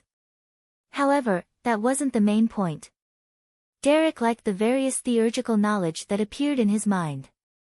They included Fire of Light, Horror Immunity, Holy Oath, Cleave of Purification, Sun Halo, Holy Light Summoning, Holy Water Creation, etc. Derek paced around in delight as he felt that the related theurgical spells he had were very suitable for him in dealing with the evil monsters that hid in the dark. He didn't hide the news and immediately ran to the Twin Towers and recorded the information of his advancement. This way, after a preliminary inspection, he would have the qualifications to helm a small patrolling team as its captain. He could come into contact with more of the City of Silver's information. This includes the method to removing the mental corruption of a Beyonder characteristic, which Mr. World wants. While Derek was answering the registration clerk's various questions, he couldn't help but recall the promise that he hadn't been able to fulfill all this time. Owing something to others often left him uneasy and uncomfortable. And now, he could finally see the light that could restore his calm. In the Amiris Leaf Bar, Wormtongue Mithur King was holding a cup of red wine. He sat across from the elderly strongman Oziel, crossed his right leg, and leisurely asked, "Did you figure out anything specific?" He had been instructed by his captain, Vice Admiral Ailment Tracy, to return to Byam and investigate the fake Helene. For this, he found Oziel, who had originally issued the mission. He couldn't directly seek out the resistance, because there was a small chance that they were cooperating with the fake Helene. To question them in person was no different from directly bringing his head to the Governor-General's office in exchange for the bounty reward. Oziel pulled a chair and sat down. "They didn't hide anything, but I can't be sure if they're speaking the truth or not. As you know, I prefer using fists rather than brains. They said that Helene was brought over by Blazing Danitz. He represented Vice Admiral Iceberg and hoped to establish a cooperative relationship with the resistance. They wanted to provide a certain amount of help, and Helene was a way to express their goodwill." Blazing Danitz? Vice Admiral Iceberg, Mithur ruminated over the two names as his expression slowly turned solemn. He leaned back into his chair as he knitted his brows bit by bit. As one of Vice Admiral Hurricane's former captains, he was now the third mate of Vice Admiral Ailment's flagship. He was no stranger to the other pirate admirals, and he knew that Vice Admiral Iceberg was powerful and had a rich collection. With just one ship and a few subordinates, she was able to resist the other pirate admirals. In terms of strength, she was a little stronger than two of his bosses. More pertinently, Vice Admiral Iceberg seldom involved herself in the conflict between pirates. She sought information and explored the unknown to seek out treasure. She was more like an adventurer than a pirate. Why would she suddenly want to assassinate Captain? This doesn't suit her character. She previously suffered a setback because of Admiral of Blood's rumors. She should be focusing on seeking revenge on him. Mithur took a sip of red wine as he rubbed his forehead with his other hand. He temporarily stopped thinking about Vice Admiral Iceberg, and he placed his attention on Blazing Danitz. As he carefully recalled, his pupils suddenly shrank. He discovered that there were some recent problems regarding this fourth bosun of the Golden Dream he was familiar with. He laid a trap and killed Steel Mavedi, Blood Brambles Hendry, and Calm Squall. His bounty was raised to 4,200 pounds, and in a short period of time, he got embroiled in some matter, causing his bounty to rise again, reaching 5,500 pounds. This has already exceeded my bounty. Mithur thought to himself silently as Blazing Danitz's figure surfaced before him. He found him mysterious and terrifying. He advanced? Or did he receive some great benefits because of something? Mithur leaned forward and put down the cup. He whispered seriously, "I originally treated his bounty increase as a joke. But reality has informed me that Blazing Danitz is a great pirate worthy of a 5,500-pound bounty." Mithur looked up and said to Strongman Oziel, "Help me seek out intel on Blazing. The recent ones. In the luxurious suite in the Wind of Azurin." When Danitz opened the door and saw Gehrman Sparrow, he glanced around warily before making way. "How was it? Did the hunt succeed?" he asked in excitement and curiosity after closing the door. "Vice Admiral Ailment is a famous beauty. Back when I saw her, she was even more charming than I imagined. What a pity if she were to just die like that. She should be locked up forever without parole. Pooey. How can she be prettier than Captain? Those with looks like her are plenty in the Red Theater." Contradictory thoughts ran through Danitz's head. Klein clenched his fist and placed it to his mouth before coughing violently. After calming down, he answered coldly, "Almost." "What a pity," Danitz sighed. But deep down, he was thinking, this madman, Gehrman Sparrow, is really strong. He infiltrated the Black Death to assassinate Vice Admiral Ailment but was only just fell short of success.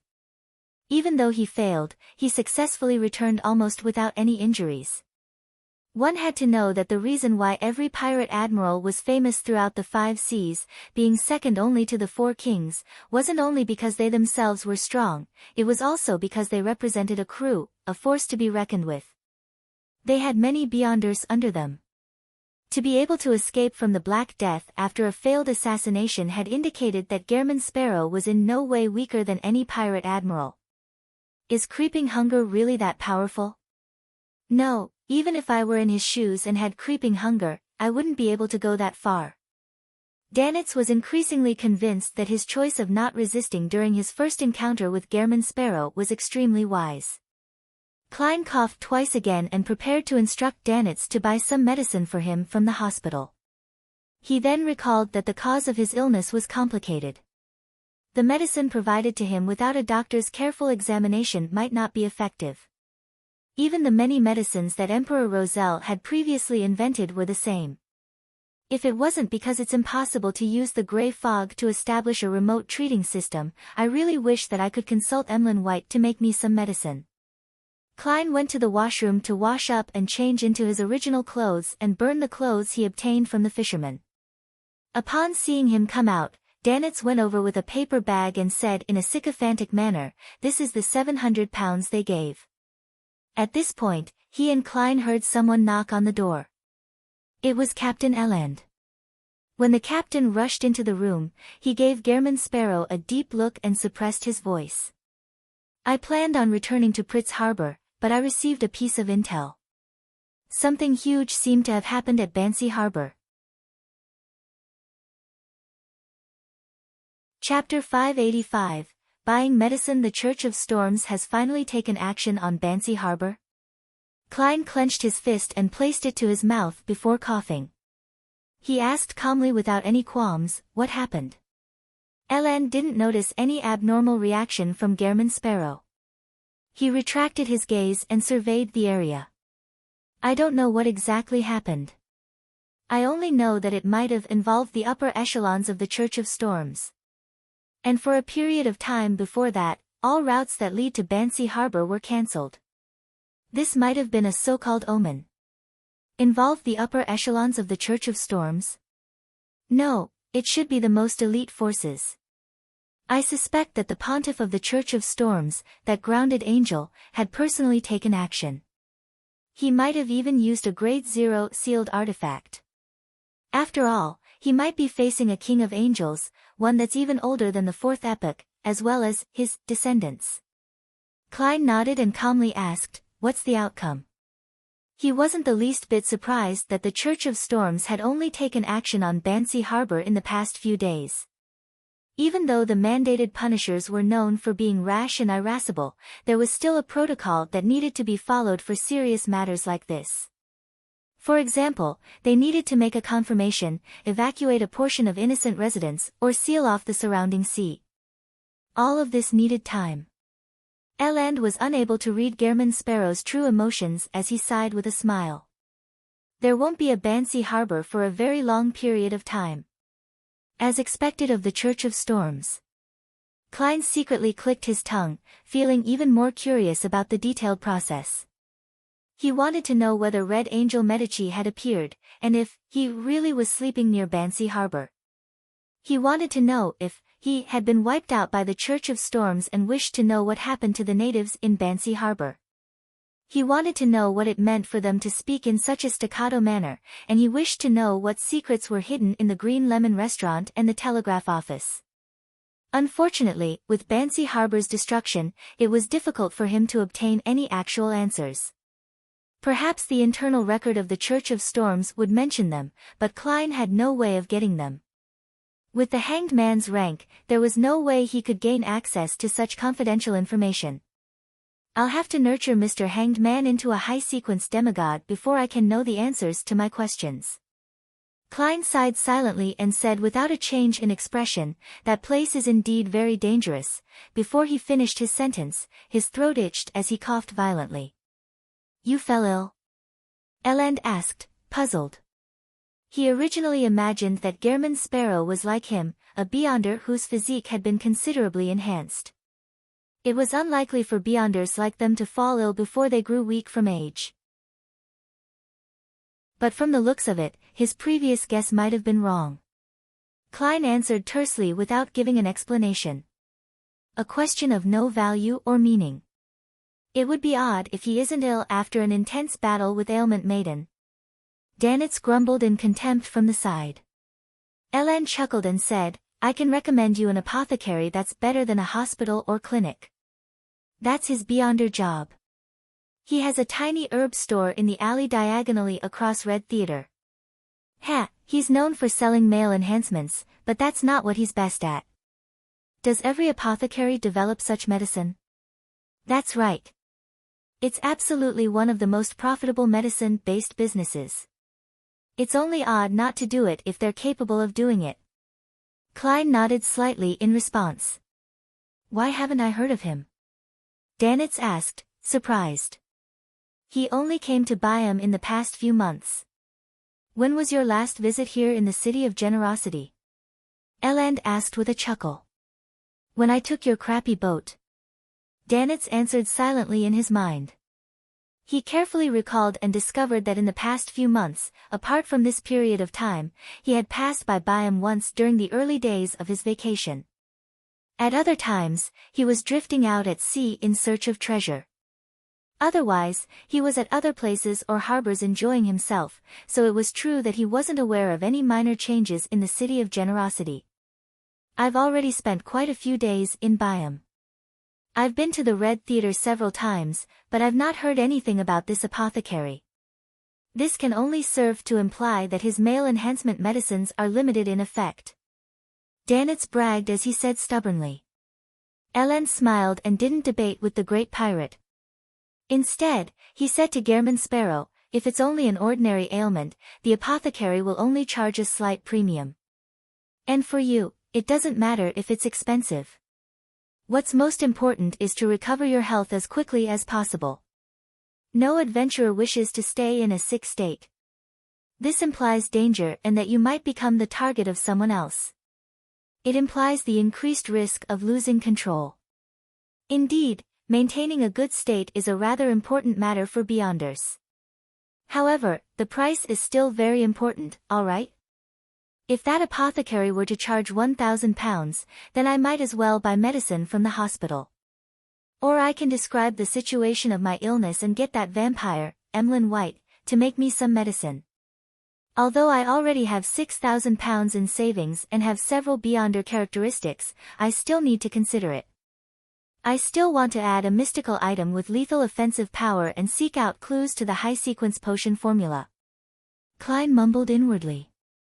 High-sequence potion formulas were impossible to put a price on in this mysterious world. Therefore, Klein only thought of buying the relevant clues. After Eland left, Klein took the £700 and gave Danitz £200. Wearing his hat and holding his cane, he coughed and wiped his snot before stepping out the door in preparation to take a carriage to the vicinity of the Red Theater. Danitz was very curious about the apothecary's medicine. He pasted 2 mustaches on his face, wore a cap, and followed. With Klein's guidance, he already knew that using a scarf to hide his face was an act that strongly attracted attention in Byam. He took his advice to buy some fake mustaches. In the alley diagonally across the Red Theater, the moment Klein entered, he saw a man furtively come out of a nameless herb store. The moment the man saw someone, he hurriedly lowered his head and rushed off. Don't worry. We won't be guessing what medicine you're buying. Klein coughed twice again, increased his pace, and walked into the dark herb store. He scanned the area and was surprised because the boss was someone he knew. The boss was wearing a black robe that resembled a village witch doctor. He was in his 30s, with black hair and brown eyes. His face was round and his body chubby. He was none other than the chubby apothecary who often liked to use sarcasm at the gathering held by old Mr. Eye of Wisdom in Backlund. Klein had once recognized him at a circus. He stopped showing up at old Mr. Eye of Wisdom's Beyonder gathering because he left Backlund. Klein coughed and took 2 steps forward. Make some medicine for me. On the chubby apothecary's shoulder stood a round-eyed owl. The man and the bird looked up at the same time at Klein. After a brief examination, the chubby apothecary revealed a warm smile. "Friend, it's cold outside. Don't do those deeds out in the open, although it's true that it can be rather exciting." What the hell? Klein was first stumped before he understood what he was getting at. When batting Tracy, I was influenced by her pleasure powers. Blood flowed down to my nether regions, and my desires undulated. This resulted in my body emptying out, making it faster and easier for the ailment to strike me. When escaping, the ice-cold sea was fine since I had theurgical spells protecting me. But the wind on the way back was rather cold. It worsened my sickness. In conclusion, doesn't this look like getting sick as a result of having pleasure out in the open? As expected of a apothecary, he has sharp eyes. Klein maintained a composed expression and just looked at him without answering him. All he did was wait for him to concoct the medicine.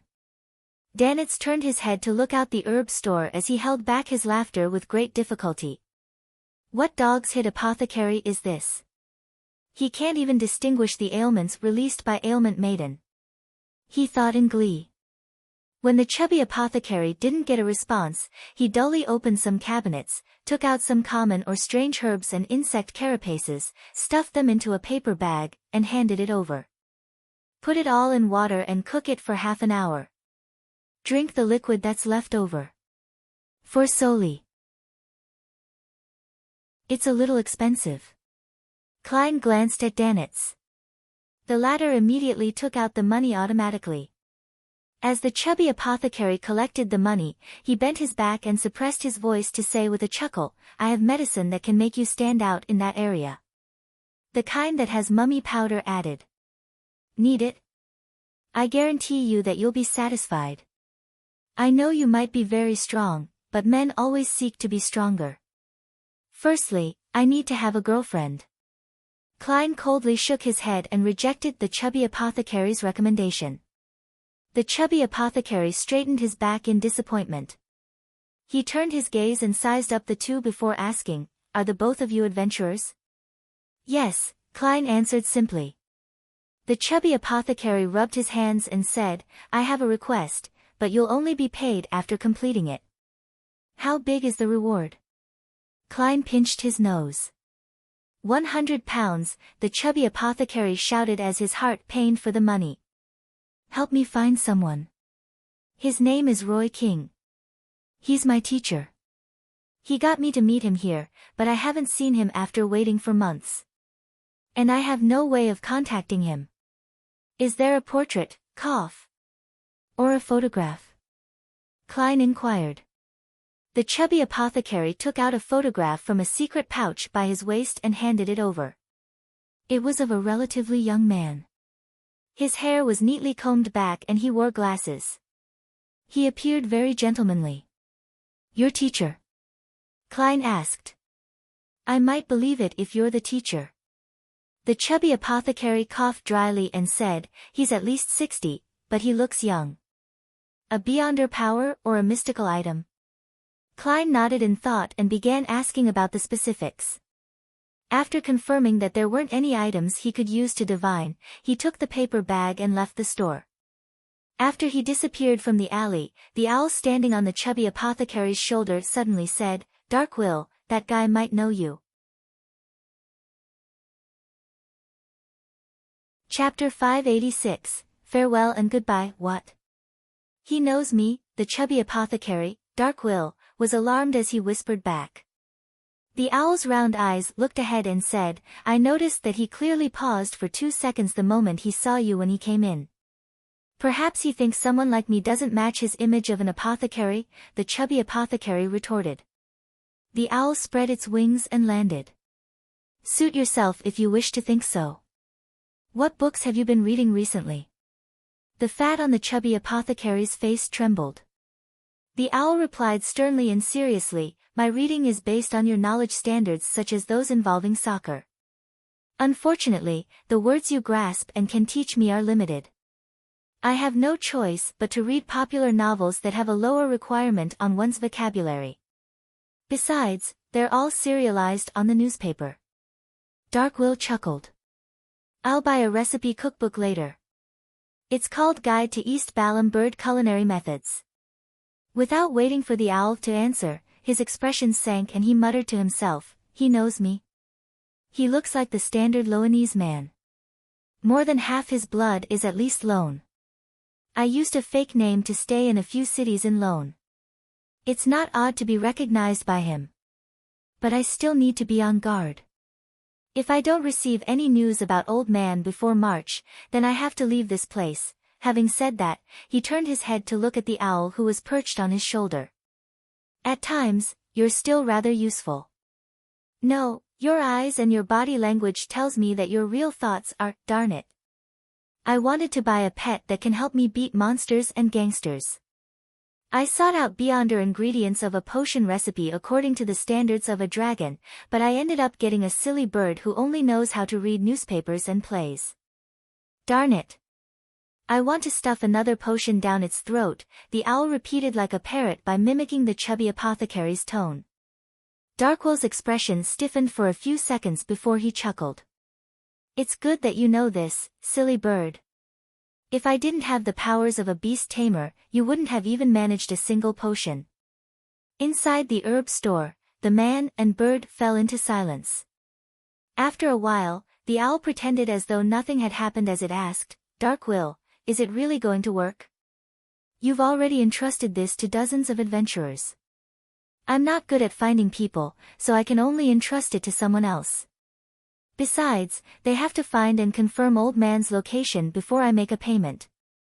I don't even need to spend a single penny, the chubby apothecary sked as he said before he sighed. Old Man always calls himself a lucky person and a winner of fate. He should be fine. Will the medicine brewed from this really be effective? While returning to the Wind of Azure in their carriage, Danitz looked at the paper bag beside Klein. The things inside were black herbs, strangely shaped insect carapaces, and weirdly colored flowers. It didn't seem like anything reliable. Klein nodded. Yes. You haven't drunk it, Danitz subconsciously retorted. I trust him. Although his mouth stinks and is rather vile, he has a rather kind heart. Besides, Captain Eland believes that his medicine is sufficiently effective. As Gairman Sparrow, Klein didn't respond to Danitz's doubts. He directly picked up the paper bag and threw it over. Without needing any spoken words, Danitz knew what he meant. He was in charge of brewing the medicine. Furthermore, he was accustomed to doing similar matters recently, so he didn't have any urges to resist. After returning to the Wind of Azure Inn, Klein got a chair to sit in while he watched Danitz light up the fireplace and prop up a pot. He then added water and the herbs into it. Leaning back, Klein felt his head feel groggy. He was very exhausted and felt like he could fall asleep at any moment. In order to wait for the medicine to finish brewing and for him to quickly resolve his illness, he forced himself to consider various problems to combat the fatigue. On careful consideration, during the battle with Vice Admiral Ailment, if I hadn't succeeded in sneaking in an attack on her and suppressing her from the very beginning, preventing her from getting into her rhythm until she eventually found a chance to force open a gap between us by turning invisible, then I might have not been her match. The two powers of invisibility and ailments are really like a bug in a game. Matched with an assassin's lethal strike, and the interference of pleasure, it really makes one unable to find and hit her or escape. One can only watch their body gradually weaken and become inflicted with all sorts of ailments. One can even get mesmerized and give up resisting. On the one hand, it's because every sequence 5 is very powerful. As expected of the sequence just before a demigod. On the other hand, it's because Creeping Hunger's various powers aren't a good match. It cannot be considered to be multifaceted without any weaknesses. Yes. The powers of a Sequence 5 Nimblewright Master of the Seer Pathway is highly effective against invisibility. I can try to help the chubby apothecary find his teacher in the meantime, but without any information, with just a picture, I can only try my luck. I'll have to see when I can directly find a clue. After all, I'm not a god, and I can't find people remotely. Wait. In a certain way, I am a god. I can get Sea God believers to help find him. As long as that old gentleman named Roy King once visited Byam, he would have definitely encountered others and be seen by them. Most native residents secretly believe in Sea God. This is what it means by a sea of people. Also, before Captain Eland leaves Byam, I should get him to introduce me to a point of contact for the military. In the future, I can get him to reimburse me for any intel. They can also check if there were any travelers named Roy King, who registered on any liners in recent months. There's another method.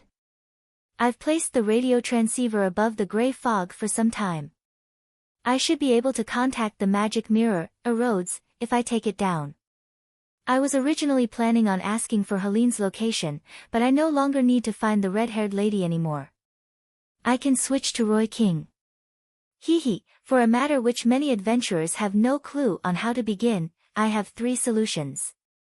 Amidst his thoughts, Klein finally held on until the medicine was successfully brewed. Looking at the bottle of blackish-green liquid that Danitz brought over, he hesitated for 2 seconds before extending his hand to receive it and placed it to his mouth. Gulp. Klein immediately felt his throat burn as his face flushed red. This made him recall his attempt at eating crazy spicy food in his previous life. Suddenly, his entire person awakened as his stuffy nose quickly cleared. Gulp. Gulp. He barely finished drinking it and felt as though he had nearly recovered from his sickness. By night time, he had fully recovered. He no longer showed any doubt towards an apothecary's abilities. No wonder the potion's name is Apothecary. Klein wore his hat and left the inn with Danitz. Under the cloak of night, they left Byam and came to a secret harbor hidden on the other end of the jungle. Tonight, the Golden Dream was providing aid to the resistance. After some coordination and hassle, Danitz used the Soulfall ritual to contact Vice Admiral Iceberg Edwina. After some time, the ship, that was often scrubbed clean and had a strange main cannon, docked by the private harbor. Its gigantic sails drew 5 types of gold coins. They were the gold pound of Lone, the gold horn of Faysac, the Vril gold of Intis, the gold rizet of Fainapotter, and the Sasson gold of Lenberg. This was the flag of the Golden Dream. It was also the symbol of this pirate crew. It's still not professional enough. If it were me, I would add Porter gold from Mason, Zloty from Seeger, Motif gold coins from Balam Empire, etc. Klein stood by the side with his hands in his pocket as he watched Edwina Edwards appear at the bow. At that moment, she was wearing a hunter's hat, a rider's shirt, and a black coat. She matched the image of a female pirate admiral in the minds of the resistance. She often dresses like she's a private tutor. Klein mumbled and took a few steps back, allowing Danitz to run around and busy himself. This pirate worth 5,500 pounds did the liaison, sending a batch of food and fabric to Kalat and the resistance before the transaction came to a close. Danitz secretly inhaled and came to Klein's side and forced a smile. There's nothing else, right? I can now return to the Golden Dream, right? Also, how do you plan on settling the hiring fee? That's only an excuse your captain and I used. In a particular sense, this batch of food and fabric is my payment. Klein nodded. Your captain has already paid. You can return. For real. Danitz found it unbelievable. Although Vice Admiral Iceberg Edwina wasn't far behind him, he was still afraid that Gehrman Sparrow would suddenly have a crazy fit. Klein didn't reply and turned around, walking straight towards the path that led out of the private harbor. Danitz exhaled silently and held back his excited feelings before briskly running back to the Golden Dream. Only when the Golden Dream steered far away into the night, with the private harbor that belonged to the resistance slowly shrinking in size, did he really believe that he was back on the Golden Dream. At that instant, he felt that he had experienced just too many things over the past half a month or so. It was an unprecedented level of exhilaration, as though it was an interesting dream. At this moment, a sailor came close and asked out of curiosity, "Boss, was Steele Mavady really killed by you?" Danitz immediately laughed out loud and secretly stole a glance at Captain Edwina before saying to his subordinate, "I contributed greatly to this deed. Let's talk over drinks." Above the dark sea, the Golden Dream drifted off into the distance. After returning to the Wind of Azure Inn, Klein was just about to sleep when he saw the surrounding colors turn abnormally bright. The white bed sheets turned whiter, and the brown floorboards turned more brownish yellow. The dark red curtains appeared like fresh blood. In the scene with all sorts of colors stacked upon each other, Isaac Eggers suddenly walked out from a rippling aqueous void. He was dressed in his usual shirt, bow tie, tailcoat, and a top hat. His skin was bronze in color, and he had soft facial features. How enviable! I also wish to have such powers of traveling through the spirit world. Klein silently sighed as he smiled in greeting while maintaining his appearance. Good evening, Mr. Isaac. Isaac took off his top hat and looked at the rather unfamiliar face. Without finding it strange, he chuckled. Apologies. I came in a hurry. I should have knocked on the door. What's the exact situation with those death chronicles? Klein invited him to have a seat. He then described in detail things he couldn't explain in the letter. Towards the end, he mentioned in passing about the matter regarding Bansi Harbor, saying how it involved King of Angels Medici and his descendants. Isaac leaned back into the chair and said with a frown, "There's such a name in my memories. He should have the two titles of Red Angel and War Angel. However, he had perished long ago." Perished long ago? Klein asked in surprise. Isaac nodded and thought over it. I remember that, he was killed by Blood Emperor Alista Tudor. Killed by Blood Emperor Alista Tudor. Klein's pupils shrank as he recalled the evil spirit that loitered in the underground ruins beneath Backlund. It had claimed to be an innocent killed by the Blood Emperor. Chapter 587, confusing. Could it be that that evil spirit is Red Angel Medici, the King of Angels who once served that creator and was one of the founders of Rose Redemption? Klein instantly generated such a thought and began utilizing backward inference to seek out any traces or clues. The former holder of the Red Priest card was attracted to the underground palace because of a certain level of attraction and had died beside the Tudor descendants. The evil spirit I saw in my dream could easily kill a powerful dragon back when it was alive. It knows the potion formula of the mutant pathways sequence 4 and even more. It's very aware of matters regarding Rose Redemption. The Orthodox churches that have existed ever since the Cataclysm don't know that the former Binzi and that the present Bansi has a descendant of the Medici family residing there, but the evil spirit was able to provide the corresponding information. There's a very high chance of deriving this from the death of Red Angel Medici. And this King of Angels was actually killed by Blood Emperor Alista Tudor. Does this mean that the latter had already exceeded Sequence 1 and had reached the rank of true god as a Sequence 0 and could no longer be witnessed directly? That evil spirit said so itself that in the late stages of the Fourth Epoch, Solomon Empire's Dark Emperor, Tudor Empire's Blood Emperor, and Trunsoist Empire's Night Emperor were fighting for the position of Sequence 0 until Alista Tudor went crazy. Does this mean that from that point onwards, Blood Emperor was a half-crazy true god? Right, Mr. Isaac mentioned in the letter that he lost his senses from merely being glanced at by Blood Emperor Alista Tudor. Back then, he was at least a Sequence 4 demigod. To have such might, it can only be explained that Blood Emperor was at the true god level. Mr. Isaac also described the revival of the true Dark Emperor in his letter. He described him as sitting on a gigantic throne as he overlooked the land. For the Dark Emperor to revive and return, there is a high chance that he was a true god at the Sequence 0 rank. If that were the case, the War of the Four Emperors was of a higher order than I previously imagined. It's no longer a battle of 3 Sequence 1s fighting for the position of Sequence 0. Klein connected all the dots from the past, gaining a brand new understanding of Fourth Epoch history. But as a result, many questions arose. If that ancient evil spirit really is King of Angels Medici, then the underground palace might very well belong to Blood Emperor Alista Tudor. Then, Why would there be 2 thrones of equal standing? Why would there be 6 humanoid statues of the true gods? Why would the half-crazy Blood Emperor kill Red Angel Medici? After he became Sequence 0, which spot did he occupy?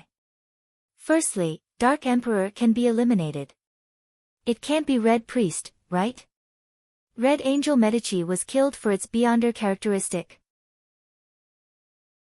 But Red Priest and Dark Emperor do not seem like neighboring pathways that allow exchanging. I can basically confirm that the former is paired with the Demoness pathway. Yes. Captain mentioned before that consuming the potions of other pathways might not mean death, but there's a high probability of going mad and obtaining warped but terrifying powers. This matches Blood Emperor's half-crazy trait. In his final step, as there was no hope for Dark Emperor and any neighboring pathways, he took the craziest choice and switched to another pathway that's completely unrelated, becoming half-crazy as the price? But the same problem arises. Advancing to Red Priest requires King of Angels Medici to be killed, but before advancing, Alista Tutor wouldn't have been able to complete it by himself. Unless he had more Sequence 1s helping him or other Sequence 0 true gods. Upon realizing this, the statues in the underground palace suddenly flashed past Klein's mind. The Evernight Goddess statue who used the moon as a pillow, the Earth Mother statue that hugged a baby in her bosom, the Lord of Storms statue that had lightning flashing behind him, the handsome Eternal Blazing Sun statue, the tall and royal God of Combat statue, and the God of Knowledge and Wisdom statue who wore a hood all cast ice-cold gazes at him from the darkness. At that instant, Klein couldn't help but tremble. However, he remembered that the 6 gods supported the Trunsoist Empire, not the Tudor Empire. The history of the 4th epoch becomes more harrowing and confusing the more you delve into it. Klein sighed secretly. What are you thinking about? Isaac Eggers noticed his pause. Klein said in passing, I was only thinking that since Red Angel Medici had long perished at the hands of Alista Tutor, then who is the god of weather who has a following in Bansi Harbor during the recent centuries? And what's the reason for their odd behavior? With this in mind, Klein came to a pause. This was because the matter regarding Bansi Harbor was unlike what he imagined. He originally believed that Red Angel Medici was asleep there, but to his surprise, he had long perished. In that case, the secrets underlying the Green Lemon restaurant and the telegraph office became even more indecipherable. He had no way of deducing anything without any further information. The more he thought about it, the more horrified he became. Could that evil spirit have expected such an outcome when he indicated Binzi town? That might have been a required step for him to escape the seal. Should I tell this matter to Mr. Isaac and gain his opinion? Yes, I'll let Miss Magician, who's in Backlund, to monitor the area and see if there's any abnormalities. If there's none, it can wait till I return to Backlund and contact Miss Sharon. After seeking her opinion, I can inform Mr. Isaac. After all, it's a ruin we explored together. I have to respect her opinion. If there are any abnormalities, then the matter can only be expedited due to the seriousness of the issue. Klein quickly made a decision. When Isaac heard his question, he laughed. Don't think about such matters. They've definitely been buried by the Church of Storms. To forcibly seek out the reasons will only bring about extreme danger. Even at the level of an angel, there's still a chance of perishing. In the mysterious world, curiosity is often the leading cause of death. Klein recalled the matters he had experienced and heard of in the past. He switched to saying, Mr. Isaac, I already have a messenger that I can call my own. Much faster than I imagined, Isaac said with a smile. Klein simply explained how he changed the incantation and how he completed the summoning and ended up encountering an oddity in the spirit world. When summoning spirit world creatures, there's indeed a chance of such things happening when it's not done by someone of the corresponding job. It requires repeated trial and error before obtaining the desired result. But repeated attempts make it easy to encounter danger. Even if you add descriptions like friendly, it isn't absolutely safe. The spirit world creature which is summoned might not have any malicious intent towards you and wouldn't wish to harm you, but it doesn't mean that its very existence won't hurt you. Perhaps just the aura it has can reduce you to a pile of blood.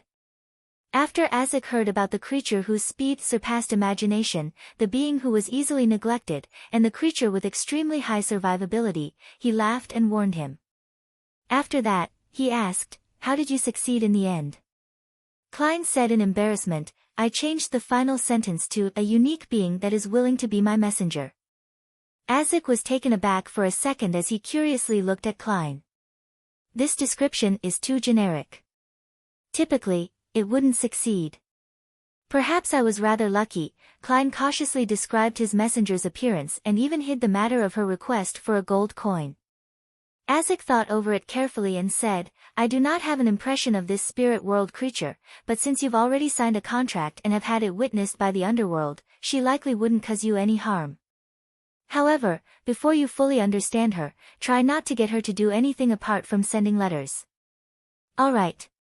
Klein originally wanted to say that he had nothing he needed her for other than sending letters when he recalled his battle with Mr. A. The room fell into a brief moment of silence before Klein pulled the conversation back on track. "Mr. Azek, when can we head for the Black Death?" The longer the delay, the higher the chances of whatever he left on the Black Death to be cleaned up during the daily cleaning jobs. Now. Azek stood up and put on his hat. Klein was dressed properly, and just as he was trying to find an excuse to head to the washroom to divine if there would be any danger taking action tonight, Azek grabbed his shoulder and pulled him into the spirit world. Amidst the stacked colors and nearly formless figures, he heard Mr. Azek say, "Let's begin."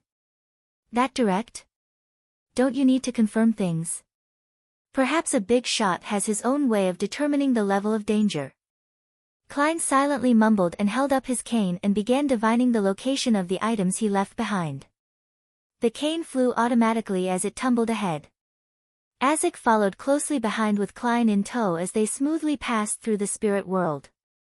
Before long, the black hardwood cane paused with thick black and stacked shadows ahead of it. Through this abstract scene, Klein could vaguely identify it as something resembling the Black Death. At this moment, Azek's body came to a pause as he solemnly said, "The spirits here tell me that there is danger." There is danger? Something that can make even Mr. Azek find it dangerous? Vice Admiral Ailment got help. A high-ranking member of the Demonist sect?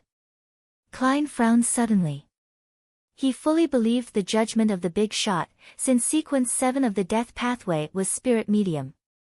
After advancing to the realm of demigod, being able to notice this was considered very normal. Azek half closed his eyes for 2 seconds before opening them. But the problem isn't serious. Let's enter. Problem isn't serious. That's probably the case when it's directed at you. The corners of Klein's mouth twitched as he decided to change his looks. This way, even if he was no match and had to flee pathetically, he didn't have to be afraid of someone coming to knock on his door. In an instant, Klein possessed a distinctive broad chin and cold blackish-green eyes. His hair turned brown and was tied into a bun at the back of his head like an ancient warrior. He had disguised himself as the former owner of Creeping Hunger, Vice Admiral Hurricane Kalangos. Azek gave him a glance as the surroundings suddenly seemed to plummet as all sorts of bright colors flew by. In a blink of an eye, Klein found himself in Ailment Maiden Tracy's captain's cabin again. This gallant and brilliant female pirate was wearing a different white shirt. On her left shoulder was a clear bandage while her black hair was coiled up instead of cascading down amorously. Faced with this sudden visitor, she didn't show any panic but smiled. At this moment, a gentle female's voice from a difficult-to-identify location sounded. "It's you." Chapter 588, Old Acquaintance, It's You. Upon hearing this surprised and curious female voice, Klein jumped in fright, imagining that he had been recognized by someone. He immediately composed himself because he had already changed his appearance to that of the deceased Vice Admiral Hurricane Kalangos. And inside Kalangos was the crazy adventurer, Gehrman Sherlock. And inside Gairman Sparrow was the identity of the great detective, Sherlock Moriarty. And inside Sherlock Moriarty was the identity of Klein Moretti. This wasn't the end. Deep within Klein Moretti was Mr. Fool, Zhou Mingrue. There's no reason that she can directly see my true essence. Besides, how can she know of a trivial character like Klein Moretti? Even Vice Admiral Hurricane Kalangos wouldn't have left the Vice Admiral Ailment Tracy's helper surprised. To be specially invited by a Sequence 5 pirate admiral to protect herself and deal with her enemy, the person must be at least a Sequence 4 demigod. Therefore, that sentence was directed at Mr. Azek? That high-ranking demoness recognizes Mr. Azek, who had destroyed their cooperation with the royal family and Ince Zangwill in Backlund, or does she recognizes him from one of his former lives? Klein quickly cleared his train of thoughts and remained guarded against Tracy and her helper's sudden attacks. He also looked through the corner of his eye to observe Mr. Azek's reaction. He wasn't too surprised that a mysterious powerhouse would appear. Firstly, this was because Mr. Azek had already given a warning, and secondly, it was because he believed that Vice Admiral Ailment Tracy wasn't a self-conceited person. To almost be assassinated without knowing the assassin's backing faction and motive, there was a high probability that she would leave the sea around the Rorstad archipelago to seek help from the upper echelons of the Demonist sect. The only thing hadn't expected was that her helper would arrive so quickly. It was as though she was nearby or had a mystical item like that of a traveler. Combining the female characteristics of the voice and the gentleness within it, Klein suspected that it was a demoness at the demigod level. Azek stood on the thick carpet and said after 2 seconds of hesitation, "You know me?" This tone sounds uncertain. Could it be that my big shot had once spent a period of time with a demoness? No, I can't think of it that way. Klein began to imagine things before he seriously felt penitent for having those thoughts. He noticed that Vice Admiral Ailment Tracy wore an aghast look. Her certainty and calm had turned into puzzlement. The gentle female voice sounded out from an unknown location again. "I obviously know you. You should also know me." Azek turned his ears to the side to listen before he shook his head and gave a rueful smile. "I'm sorry. I've repeatedly lost my memories and am in the midst of recovering them. If you can remind me and invoke more of my memories, I'll be very grateful to you." Upon hearing their conversation, Tracy's puzzled and confused look settled. She cautiously swept her gaze at Klein but frowned when she saw Vice Admiral Hurricane Kalangos's face. The gentle female voice sighed. "The last time we met was 1,300 years ago. Back then, Primordial and Death were working together, instigating the Pale Disaster in the northern continent. You might have already forgotten that we once fought the saints and angels of the Church of the Evernight Goddess." "I know this piece of history.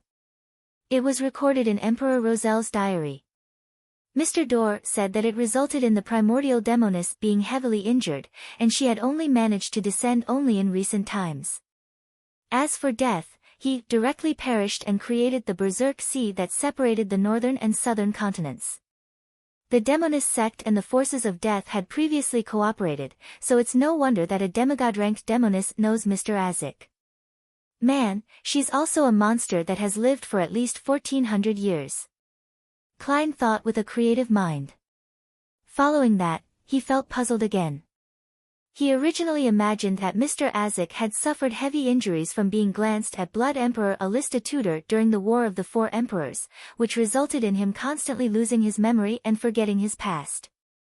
However, what the demigod-ranked demoness indicated was that not only did Azek survive the War of the Four Emperors, but he had even participated in the Pale Disaster many years later. He didn't seem to have any problems in between. Azek closed his eyes as though he was trying to squeeze out his memories. After a few seconds, he asked hesitantly, "Katerina Pell? You are already a demoness of unaging? I'm very happy that you can still remember me. I could only be considered a weakling compared to you back then." A figure outlined itself beside Vice Admiral Ailment Tracy. She wore a simple and pure white gown which had high slits that revealed her flawless legs. Her skin was as white as snow and as tender as a young maiden's. The woman had black hair and blue eyes, and she looked elegant and pretty. She had an indescribable charm. She looked towards Isaac Eggers as a faint smile curled at the corner of her lips. More than 1,000 years have passed. It's a cause for celebration for us to meet, alive. Balam Empire's Mr. Death Consul. Mr. Isaac was Balam Empire's Death Consul. This is the name of a later potion in the death pathway. This demoness of unaging Katerina Pell looks like she's in her 30s. She's elegant and pure, yet she exudes a mature charm. Wait, why am I thinking of this? Her pleasure charms are already that potent? Katerina hurriedly moved his gaze away and nearly had to use cogitation to calm his emotions. Without waiting for Isaac to say a word, Katerina Pell said with a melodic voice, "I'm curious over why you would still be constantly losing your memories. I remember that it only happens for your pathway during the undying stage. Dying once every 60 years to revive again and forget the past. However, you have long advanced past that and escaped from that curse. What happened to you at the end of the Pale disaster?" Ha, the 7 gods had fractured back then and treated each other as enemies. We both believed that Primordial and Death would succeed, but who knew that the proudest son and the most arrogant tyrant would bow their heads. They quickly joined forces again. If I hadn't managed to advance by chance, then I might have already perished at the end of that divine battle. I believe you should have suffered some damage which resulted in your present state. Death's perishing is itself the greatest injury for you. Isaac fell silent as he wore an indistinct painful expression. I can't remember. At this moment, Klein realized that Katerina Pell looked somewhat familiar, and he suspected her of being the white-robed lady who had led Madame Sharon onto the path of a demoness. Suddenly, Katerina's eyes turned to sweep a glance at Klein. She chuckled at Isaac and said, "I believe you haven't forgotten the reason for visiting today. I'm very curious why he would assassinate Tracy. Could it be for justice?" The glance the demoness of unaging swept over was filled with hidden amorousness and sweet playfulness. She resembled an underage young maiden, and her facial features and bearing had magically accentuated that feeling. She didn't have the jarring feeling of a mature lady acting young at all. At that moment, Klein viewed her as a maiden who was 16 or 17. She can already perfectly present every charm a woman can bring. She has the skin, facial features, and bearing to match it. As expected of a demoness of unaging. Klein had already attempted to use cogitation to resist this indescribable charm. He took the initiative to look at ailment maiden Tracy. "Do you know the tycoon named Jimmy Necker?" Tracy gaped her mouth before closing it again. She replied blankly and aggrieved, "Who is he?" "You might not know him. He once collected a batch of ancient chronicles related to death. He died at the hands of Vice Admiral Hurricane Kalangos," Klein said while bearing the appearance of Vice Admiral Hurricane Kalangos. Tracy narrowed her eyes. She wore a dazed look before turning angry. "You came for those documents? It really is in your hands?" Klein determined based on her tone. He answered indifferently. "That's right." Tracy inhaled slightly and said, "Where's Helene? Did you do anything to her? I know she's still alive. If something happens to her, my spiritual intuition will tell me." Klein didn't attempt to speak ambiguously as he directly answered her, "She has already returned to Intis to lead a brand new life." Tracy's expression sank. A storm raged in her eyes as the aura of a pirate admiral fully revealed itself. However, Isaac casually swept his gaze over and instantly made her calm down. The corners of her lips curled up. "That batch of documents from the mausoleum of the Balam Empire's royalty is indeed in my hands. But I wasn't interested in it. I flipped through it casually before handing it to the sect. Even if you had succeeded in assassinating me, you wouldn't have received it. I didn't read it much, so even if you channeled my spirit, I wouldn't be able to reproduce it. Unfortunately, I can't bear to part with my life, Otherwise, it definitely would have been interesting to see your disappointment. Klein calmly said, "No, I won't be disappointed. I can obtain the soul and characteristic of a demoness of affliction. I can graze you and subdue you." As he spoke, he raised his left palm which had creeping hunger on it. It was in the shape of a black glove. Tracy narrowed her eyes. The look in her eyes became extremely dangerous, like a provoked tiger. If not for the two high-sequence beyonders beside her, she might have already attacked. And the moment Klein finished his sentence, he noticed something amiss. "I'm not acting as Gehrman Sparrow at the moment, so why am I speaking in accordance with his persona?" Klein was alarmed as he suspected whether he had been too into character recently. "Remember, you can only be yourself. I cannot be influenced by the character I act as, because of prolonged acting. This will cause me to become lost and result in losing control." He quickly reflected on himself and added his conclusions into the acting principles of a faceless.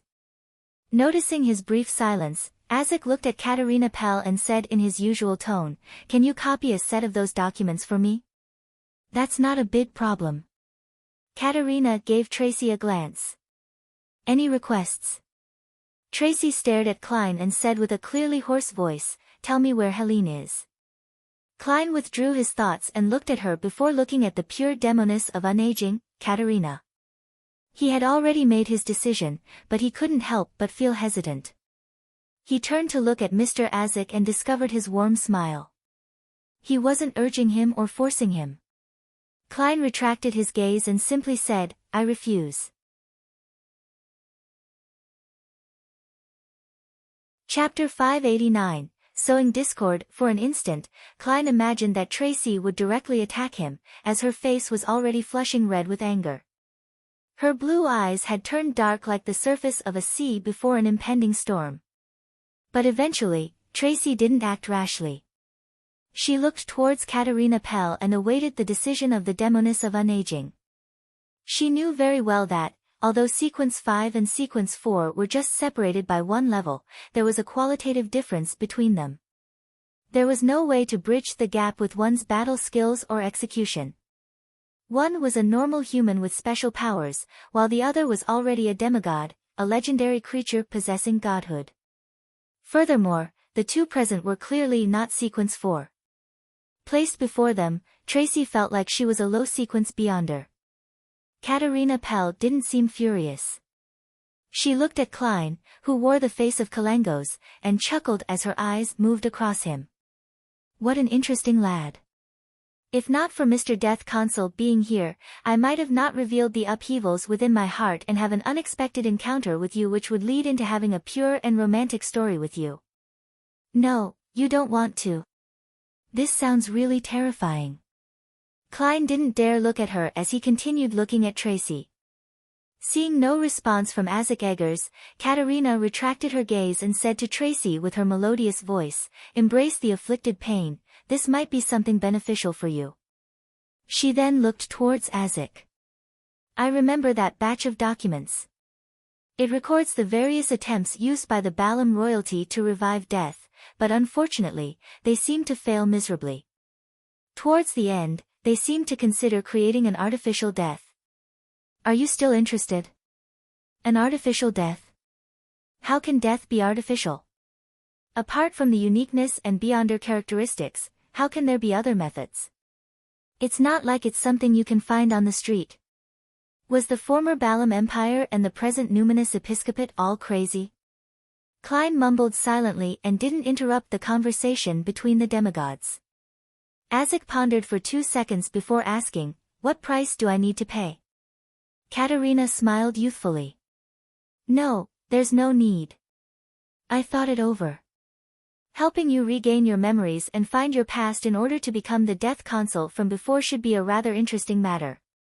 This can bring more changes and fun to this world." Those words sound like a rebellious teenage girl.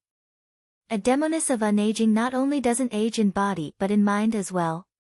Klein felt it somewhat impossible to grasp her thought process. Perhaps only a Sequence 6 or 5, or even Sequence 4 of the spectator pathway can tell. He subconsciously guessed. Azik nodded and extended his right hand.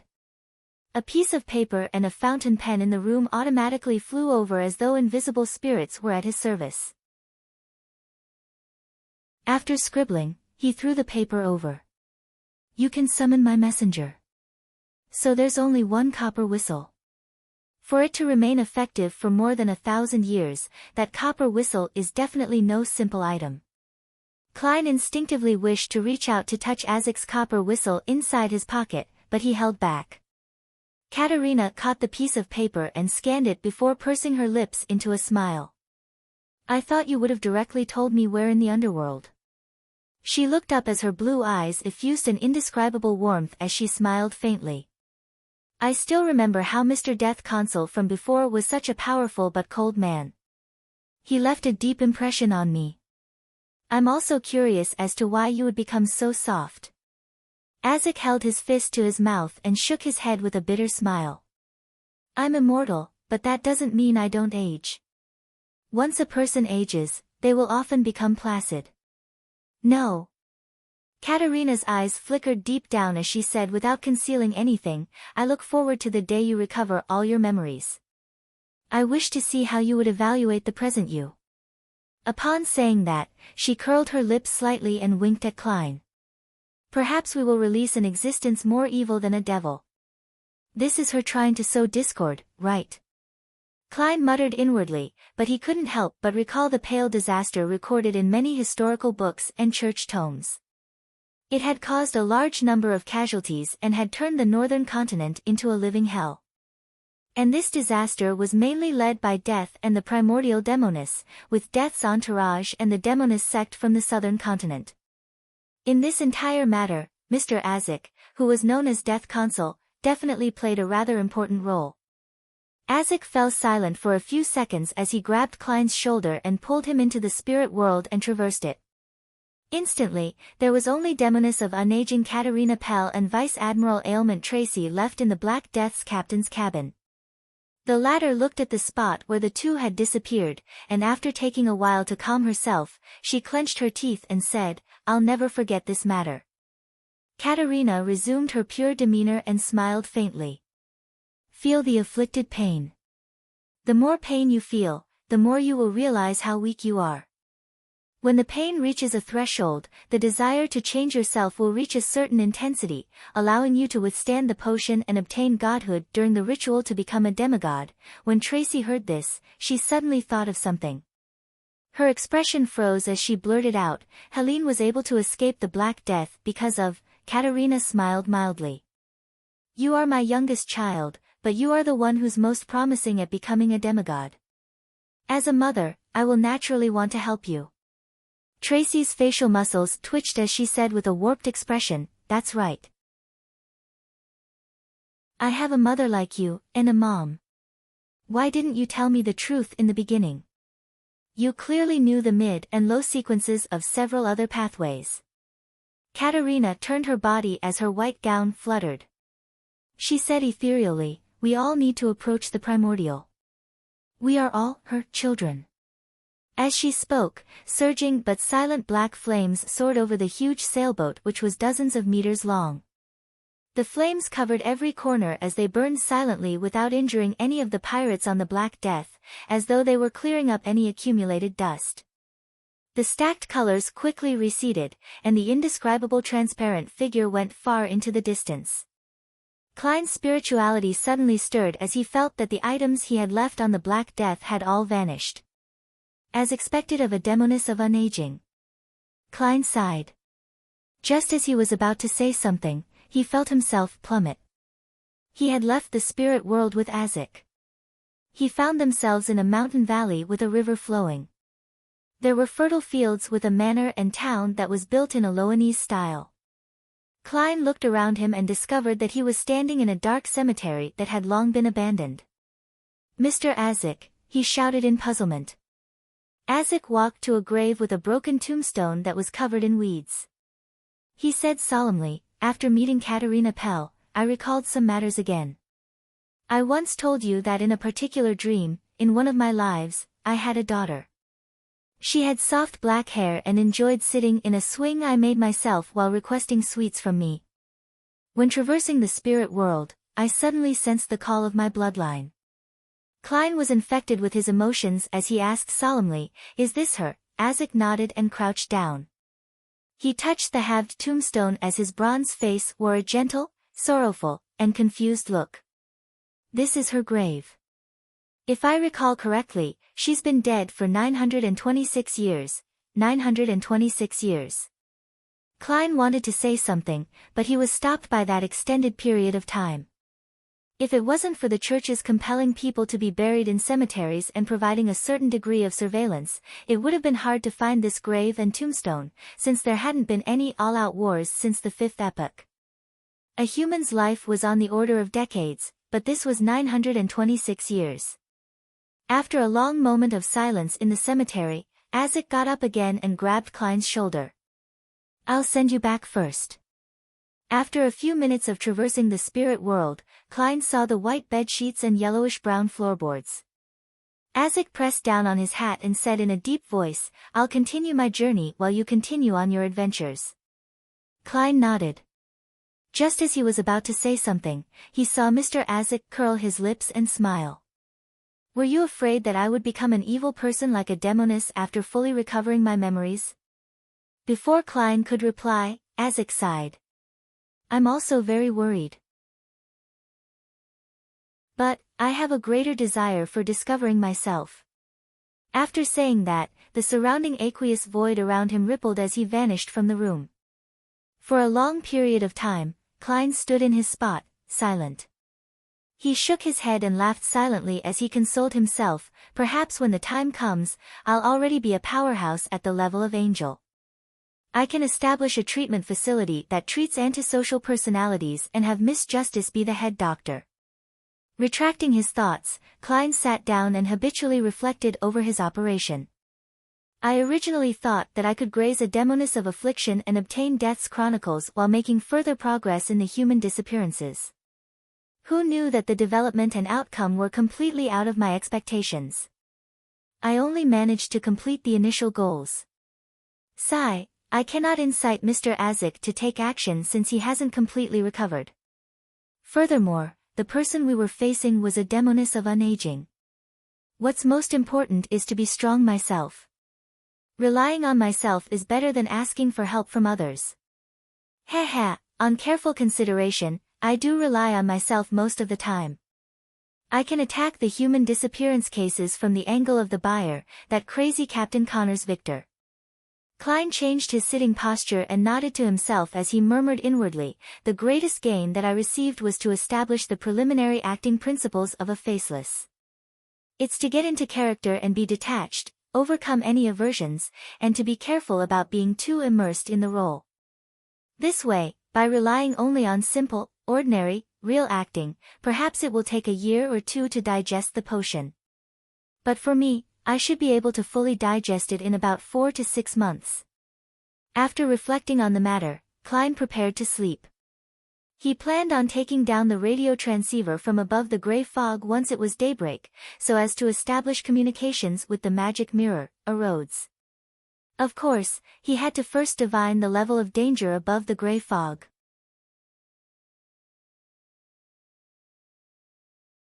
Chapter 590, Rhodes's bottom line. Early in the morning, above the gray fog. Klein conjured a pen and paper as he deliberated over the divination statement, "Using the radio transceiver is dangerous." After carefully checking the statement twice, he took out the spirit pendulum under his left sleeve and began divining. During this process, he was on high alert and was somewhat afraid. He was like a child covering his ears while lighting firecrackers. If the outcome would involve the true creator or the primordial demoness, then he would encounter danger simply from divining it. If it were any other person, they would only end up losing control or dying.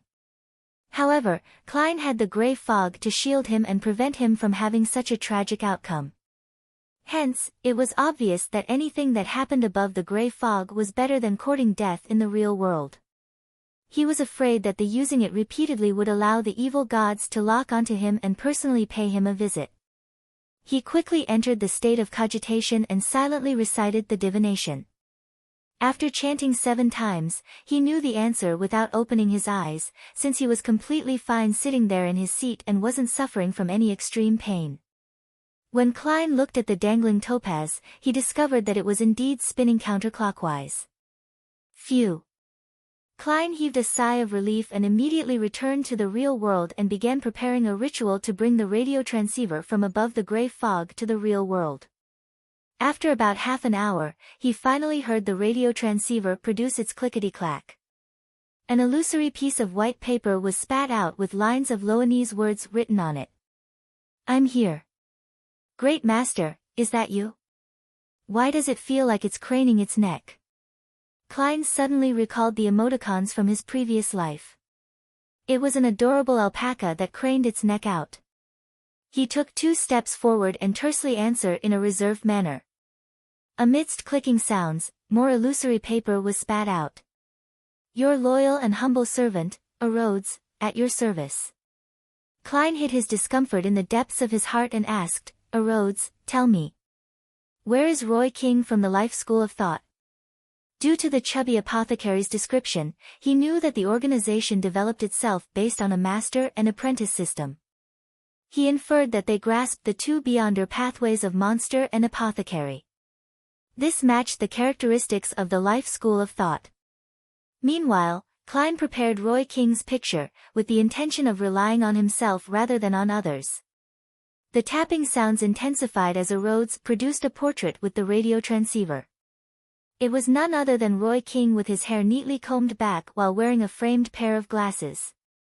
Is this him? A line of Loanese appeared behind the portrait. Klein nodded. Yes. A. Rhodes made the radio transceiver's tapping sound turn abnormally brisk. Great Master, the person you wish to find is imprisoned in the Governor General's office of the City of Generosity, Byam. Locked in the Governor General's office? Klein frowned slightly and wasn't in a rush to continue asking. He said with confidence and frankness, all right, according to your rules, it's your turn to ask. Tap. Tap. Tap. A. Rhodes used the radio transceiver to produce a smiley face and a line of text. I've already asked, and you have already answered. When did that happen? Klein was taken aback before looking at the content before the illusory piece of paper. He saw the previous question, is it him? This works. That actually counts. In that instant, Klein finally understood how much freedom A. Rhodes had to its rules. Against any ordinary person, it could be as strict and vile as it wanted. It even needed spectators, but when it came to Klein, those rules were ignored, and he blatantly made it easy. How did this guy adopt such a personality? Klein considered for 2 seconds before asking another question.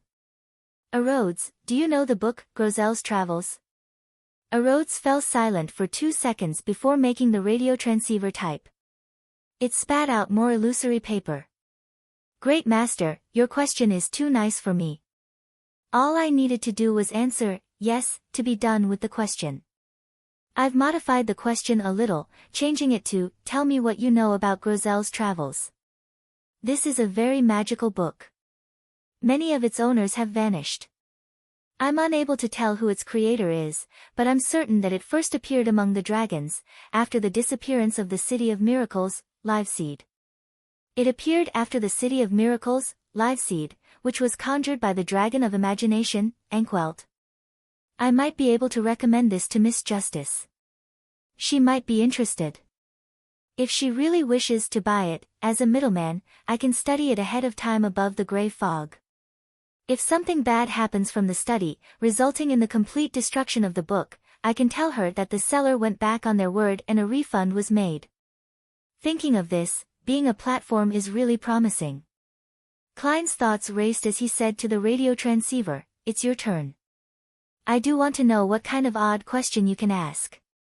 Klein thought silently. A. Rhodes didn't pause as he produced a line in Loanese, Great Master, I've already asked and you have already answered. When did that happen? Klein looked in confusion and amusement at the first few pages of illusory paper before finally seeing the so-called question at the beginning, Great Master, is that you? I have to say that this magic mirror named Erodes really shows no shame when it tries to suck up to me. However, such a paired question format really satisfies an OCD. It's like the AND operator back when I studied programming languages myself. Klein cleared his throat and continued asking, why was Roy King imprisoned in the Governor General's office? The radio transceiver produced its clickety-clack and spat out illusory paper. Ever since the disappearance of the Snake of Mercury from the Life School of Thought, the organization fractured and encountered plenty of danger. Some even died at the hands of the Rose School of Thought. The Life School of Thought developed in a secretive manner with the master and apprentice format, but they have an elder council among the upper echelons. They harmonize the conflicts between the different internal factions. Since the fifth epoch, the Elder Council changed to a more trendy name known as the Fate Council. There are 7 counselors, and the Snake of Mercury is the president. Roy King's teacher is one of the Fate counselors and had got into trouble after the Snake of Mercury's disappearance.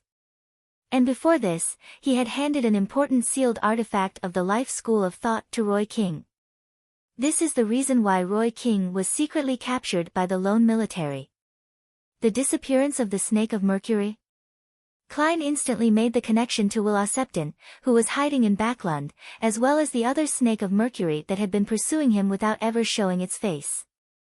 Klein suspected the other Snake of Mercury to be Angel of Fate, Ouroboros. The Life School of Thought's Snake of Mercury is definitely not the one searching for Will Septon, as he has had plenty of opportunities to contact his organization and not be missing. Perhaps it's Will Septon or a third snake. This cannot be determined. Klein gently nodded and said to the radio transceiver, ask. I'm sure you haven't asked me any other questions. Let's see what you'll ask. I have to say, people have a little bit of masochism in them. Others are afraid of Erodes's questions, but it has already waved off 2 questions for me. Now, I do wish for it to formally ask me a question. Klein waited with piqued interest. Tap. Tap. Tap. The radio transceiver's sounds suddenly became somewhat solemn as the illusory piece of paper spat out with increasing difficulty. Well, great master, what should I do to be a better, loyal, and humble servant? I've underestimated your bottom line. Klein restrained his exasperated expression as he replied in a deep voice, just maintain your present state. All right. The tapping sounds became lighter again. The aura is about to disperse. Your loyal and humble servant, Erodes, awaits to be at your service. Finally, Erodes added a drawing of a hand waving. It's really talented. That's right, it's not hard for a magic mirror that knows so much, to know such things. Klein watched as the radio transceiver turned silent. He took a few steps and sat by the edge of the bed, considering the matter regarding Roy King. He had no intention of infiltrating Byam's Governor General's office and rescuing Roy King under the military's tight security. This was because he didn't know the man at all, and he hadn't even seen him before. The only connection they had was through the chubby apothecary. The basement of the Church of Storms definitely has many Beyonders locked up there. But what has that got to do with me? Klein chuckled as he shook his head. In the information provided to him by Erodes, Klein noticed that the mystical item which Admiral of Blood Senior had, which made him sufficiently lucky, came from the Life School of Thought. There was a high probability that the faction backing this pirate admiral was the Rose School of Thought. They were taking advantage of the Snake of Mercury's disappearance, so they could kill members of the Life School of Thought. This also reminds me that I need to be more careful than before when dealing with pirate admirals. Vice Admiral Ailment Tracy had gotten demoness of unaging Katerina Pell without any notice. The other pirate admirals wouldn't be without their supporters. They often represent a faction, an organization. Admiral of Blood is backed by the Rose School of Thought, while Admiral of Stars is backed by the Moses Ascetic Order, as well as for our Tarot Club. The backer of Admiral Hell is likely the Numinous Episcopate and the King of the Five Seas. As for Vice Admiral Iceberg, she's likely backed by the Church of the God of Knowledge and Wisdom. The backers for Vice Admiral Deep Sea and Vice Admiral Dusk are currently unknown, but it's definitely impossible that they relied solely on themselves to reign supreme over the seas for so many years. Now on second thought, which faction was backing Vice Admiral Hurricane Kalangos?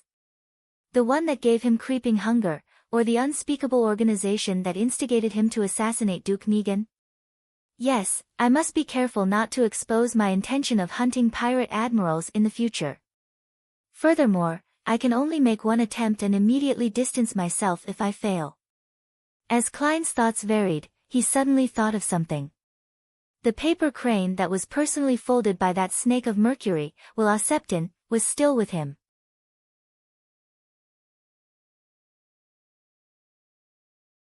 Chapter 591, Making Good Use of Things. Klein's memories of the paper crane were still fresh on his mind. Back then, Will Septon had used this item to locate Dr. Aaron's astral projection and injected information into him while he was dreaming of the spirit world in his dreams. It created a revelation that evolved into a specific dream.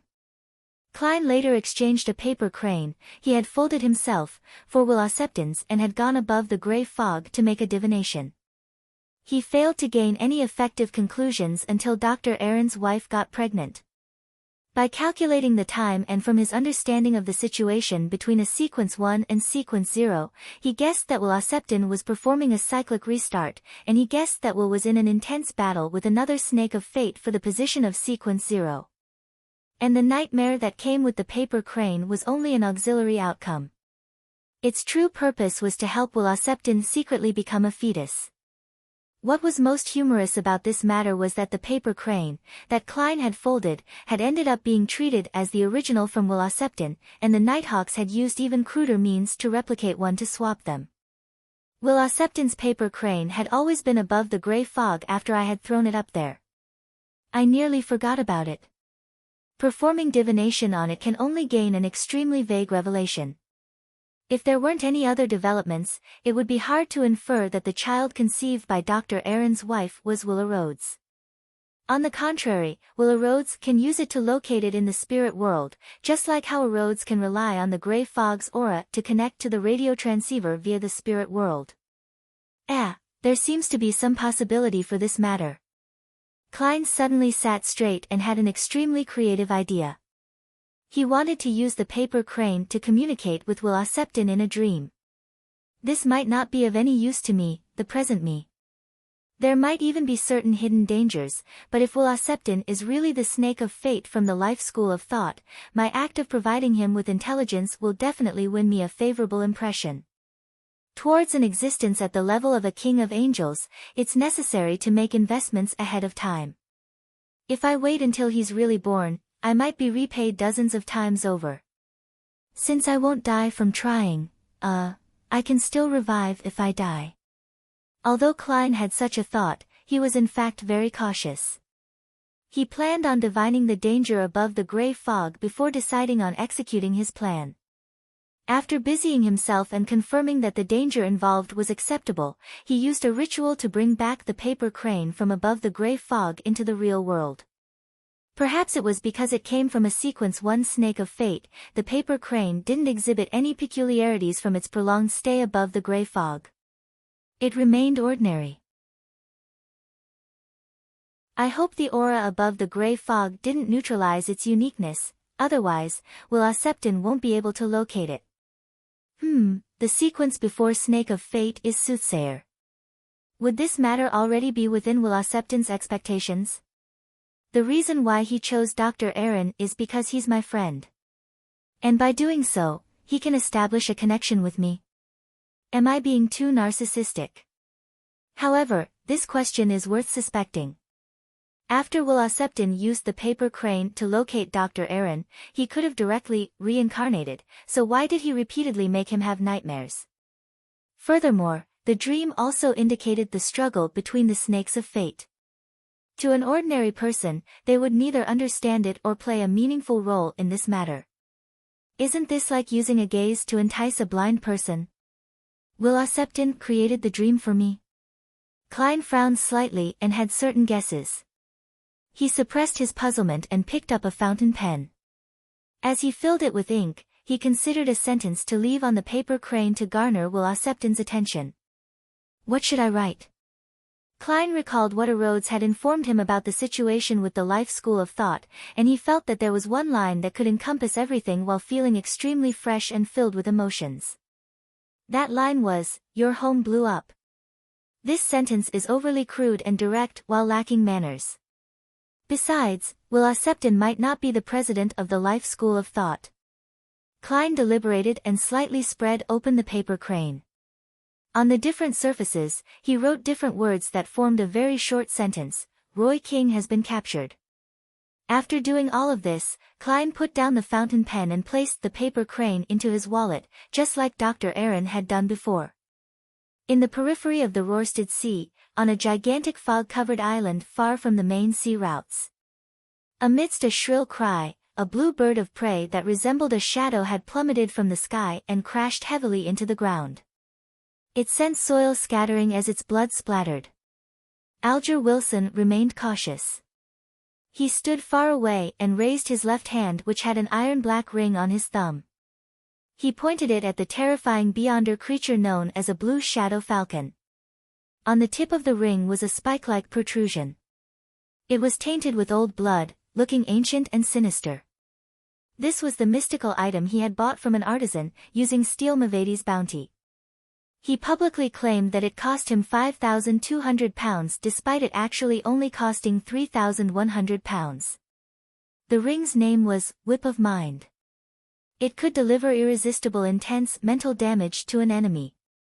Apart from that, it could strengthen Alger's mastery of various weapons, therefore, it wasn't actually very expensive.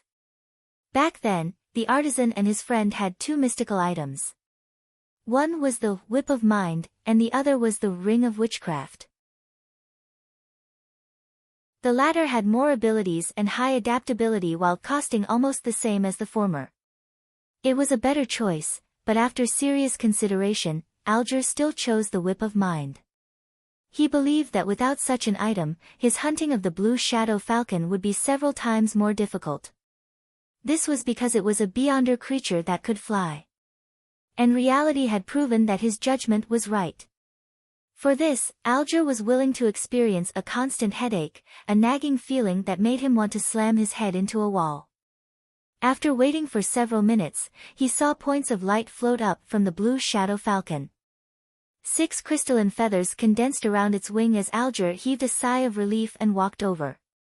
He had a flaxen cloth tied around his forehead, and embedded inside it was a blood-red gem that emitted a light that resembled the moonlight.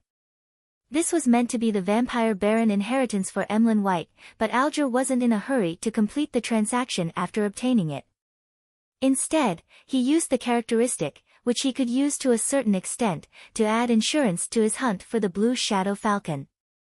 At times, being a middleman is rather nice. Alger put away the 6 crystalline feathers as he sighed silently. He straightened his body and looked towards the towering mountain peak and dense forest around it on the primitive island.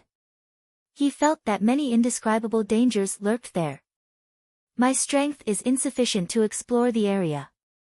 Alger retracted his gaze and walked towards the island's periphery, constantly wary for any predators around him. Soon, he jumped into the sea, and with his powers as a seafarer, he easily swam into the distance. His ghost ship was anchored there, and his sailors were still sleeping thanks to the sanguine's anesthetic gas. To come to this primitive island, the ship had to steer away from the main sea routes. In a situation where sea monsters lurked while the storms lingered, navigating would take at least 6 hours, with the danger of sinking at any moment. Only a seafarer who was familiar with the route could bring the ship close. Deep into the night, Klein, who had rested an entire day, put down his newspapers and burrowed into bed. Just as he was about to fall asleep, he suddenly thought of a problem. Now that Danitz has returned to the Golden Dream, would it be a waste for me to stay in a large suite alone? Klein nodded indiscernibly and decided to check out at daybreak and switch to another inn. After making up his mind, he quickly fell asleep. Suddenly, his mind became clear from its prior haziness. He knew that some force had intruded into his dream. I'm very impressive to be able to sense the dream intrusion of a snake of fate. No, the gray fog is very impressive. Klein surveyed his surroundings and discovered that he was located in a pitch-black desolate plain. Not far away was a black steeple. This was a scene he had formerly seen in Dr. Aaron's dream, but at this moment, there wasn't a mysterious silver giant snake on the steeple. Klein nodded in thought as he sped up his pace and entered the pitch-black steeple. It remained ancient and decadent. The layout was chaotic, with the staircase occasionally spiraling upwards and dropping downwards diagonally at times. Some of the rooms were normal, others were upside down, and there were others that were embedded into other parts. Passing through, door after door and wall after wall, Klein once again arrived deep inside the black tower. There were tarot cards scattered around here as they clustered towards the ground in the middle, which was slightly protruded. There was a line of silver words and a portrait. The portrait was that of the chubby apothecary, and the silver words formed the sentence, "Inform Dark Will." So the chubby apothecary's name is Dark Will. Will Acceptan really is the snake of fate from the life school of thought. And I really can use the paper crane to communicate with him in a dream. Klein waited for a moment, and seeing that there weren't any other revelations, he exited the dream and fell asleep again. After daybreak, Klein asked if there weren't any additional charges for checking out at noon. He then put on his top hat and rode a carriage to the Red Theater's entrance. This famous brothel was in its quietest period of the day. It was like it was a ghost house.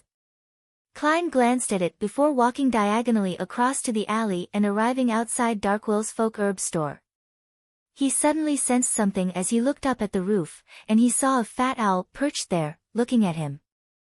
The chubby apothecary was apparently attempting to tame a beyonder animal before. Klein retracted his gaze in thought as he knocked on the door. Thump. Thump. Thump. Thump. Thump. Thump. After waiting for a while, he saw Darkwill open the door with his eyes hardly open. "You aren't sick," Darkwill said after observing him. Klein maintained Gehrman Sparrow's cold expression and politely widened the corners of his mouth.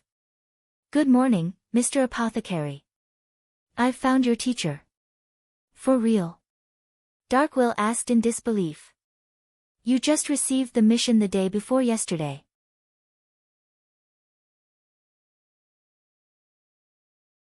Chapter 592, 3 advancements in a week. What has me receiving the mission the day before yesterday have to do with when I find him? If I didn't need to spend a day waiting for the snake of fate, Will Acceptan, to locate me, I could have done so 24 hours earlier. That's what professionalism is. Klein answered calmly, "You can choose not to hear what I have to say." Darkwill choked back the words he had prepared as his facial muscles twitched. "Go ahead and say it." Klein described flatly, "I received intel that Roy King has been captured by the military and is presently imprisoned in the Governor General's office. News I received from a Rhodes," he added inwardly. "For real?" Darkwill couldn't hold back again as he widened his eyes and blurted out a retort. Klein nodded indiscernibly and said, "My information source is sufficiently reliable. But I have no way of confirming it," Darkwill said in hesitation. "This is because it involves an important sealed artifact of the life school of thought," Klein said directly. Darkwill immediately jumped in fright as he took 2 steps back and looked around warily, afraid that someone had heard what Klein had just said. Can this sort of thing be said out on the street?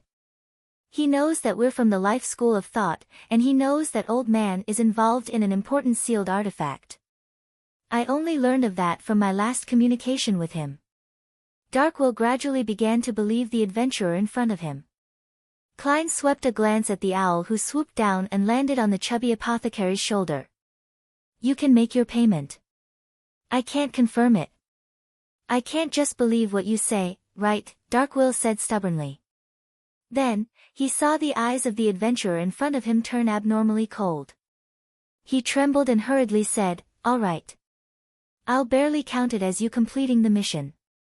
Unwillingly, he took out a wad of cash from a secret pocket in his witch doctor robes and handed Klein 100 pounds in change. Although he was a beyonder, the physical enhancements he obtained from his job as an apothecary and beast tamer wasn't enough to play a role in direct combat. He wasn't necessarily able to defeat an ordinary person with a revolver. As for the beyonder pet he reared, it was also a fellow without any combat powers. Faced with an experienced and resourceful adventurer who was also likely a beyonder, both he and the owl together wasn't necessarily his match. All he could do was act as he said. It wasn't easy saving up that amount of money, he lamented inwardly. It was indeed profitable being an apothecary, even more so when out in the colonies. There were pirates, sailors, and adventurers.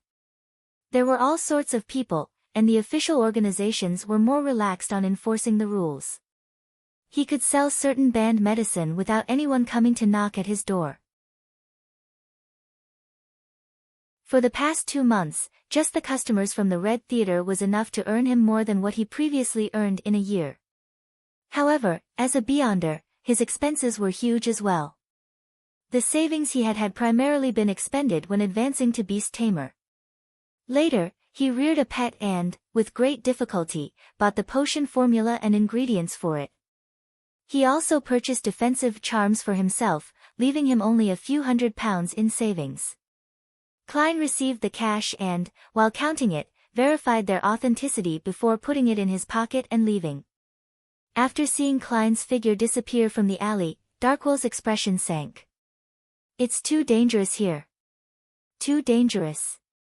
I have to leave as quickly as possible." As he mumbled, he returned inside his herb store. Once inside, he dragged a brown suitcase and quickly stuffed all sorts of clothes and cash which had been folded neatly into it. Finally, he poured out the notes and coins of different denominations from the cash register, stuffed them into his pocket, and took the fake identification documents he had spent a fortune on. With the brown suitcase, he walked out of his folk herb store.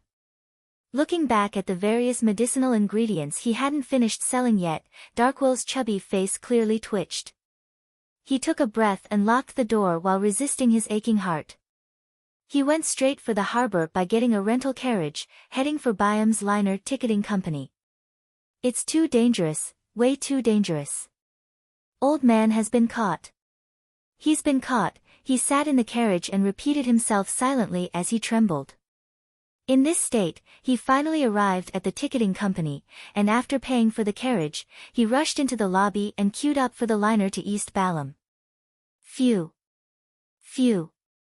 Darkwell kept taking a few deep breaths as he closely followed the customer ahead of him and shifted forward. "Get me the first ship out of here," he emphasized to himself. As he sporadically inched forward, Darkwell finally calmed down. His expression occasionally turned twisted before quickly calming down. This repeated numerous times. When there was only one customer left in front of him, Darkwell paused on the spot. "Dumbass. You dumbass." He cursed himself and immediately turned around, carried his suitcase, and walked out the ticketing lobby with his identification documents. Klein didn't care how Darkwell was saving his teacher, Roy King. He believed that it wasn't something that needed his concern. They have the life school of thought backing them. Even if they recently fractured, they're an ancient organization that was born in the early 5th epoch, making it have hundreds of years of history. It has a considerable heritage. Chubby Apothecary will naturally be able to find someone to help. If even the life school of thought can't do it, it will be useless even if I get the entire tarot club to help. So there's no need for me to worry for him. The military in Byam has a demigod. Of course, he might not be in the Governor General's office and might be in the military base. Inside the carriage, Klein took out his wallet and looked at the paper crane in it, wondering if he should immediately throw it above the gray fog. "I'll wait longer. Perhaps that snake of fate, Will Septon, might want to give me some perks. I should prepare a pencil next time. I neglected a problem. A paper crane is only this big. Using a fountain pen will quickly leave it without space to write. That will make me unable to contact Will Septon and end up just waiting passively. And I can't keep the paper crane on me all day. In a few days, I'll send it back to the junk pile above the gray fog. After all, I cannot always have Will Septon tracking me. I have to be careful. Klein quickly made a decision and returned to the Wind of Azure Inn, packed his suitcase, and checked out of the luxurious suite. To his delight, on Danit's second time here, he had made a prepayment, making him responsible for the 5 solely in fees. Soon, Klein switched to a different district and came to Odom Street, which was close to a Miras Leaf bar. He stayed in an inn called Tiana. He got a clean and simple room which cost him 2 solely 2 pence every day. There was also a complimentary cup of fruit juice squeezed from the gigantic fruit named Tiana. As he drank the slightly sweet milky fruit juice, Klein no longer cared about his image. He slumped into a reclining chair and decided to daze off and take a nap for the next 2 hours before going above the gray fog to browse through the prayers of his believers to experience the different facades people have. Backlund, the White Family. Emlyn looked at the blood-red gem that appeared in front of him at the altar, and he seemed to be able to hear it resonating with his blood. After thanking Mr. Fool, he picked up the gem and felt the uniqueness flowing within it, so as to confirm that it was the inheritance from a sanguine baron. As long as I prepare the corresponding inheritance ritual and supplementary ingredients, I'll become a baron. And this isn't difficult at this stage, Emlyn thought with anticipation and glee. According to the human system, I would be a sequence 6 beyonder. The corresponding name is Potions Professor. In the blink of an eye, it was Monday again. Above the fog sea, a fleet was tearing through the thin fog and blue sea. Their flagship was a gigantic sailboat which hung a unique flag on it. It depicted an eyelashless eye with 10 stars surrounding it. Admiral of Stars Catlia stood by the window of the captain's cabin as she quietly looked at the sunlight that shone through the thin fog until the wall clock produced its cuckoo. She glanced at the time and quickly converted the time to lone time. She then pulled the curtains and sat behind her desk. Placed on the red wooden table were a brass sextant and a light blue celestial globe. The latter's surface had a large swath of blankness, regions that hadn't been explored or were impossible to explore. Catlia reached out her fingers and played with the celestial globe before closing her eyes as she awaited the fool's summoning. Before long, a crimson light flooded her eyes, drowning the prepared her completely. By the time she got used to the changes, she found herself in the holy palace propped up with stone columns. She was before a long, mottled bronze table. While Miss Justice was greeting everyone energetically, Catlia also expressed her respects to Mr. Fool who was still covered in the grayish-white fog. She did a simple sweep, and her black eyes with a slight tinge of purple suddenly constricted. She realized that the Hanged Man, the moon, and the sun who were sitting opposite her had slight changes in their outward spirituality. It was different from before. This indicated that they had advanced. This meant that they had advanced in the past few days. In just a week, 3 Tarot Club members have advanced. It's likely that the Hanged Man and the moon have already reached sequence 6. Is this a coincidence? They happen to consume the potion this week? In terms of probability, there's a possibility.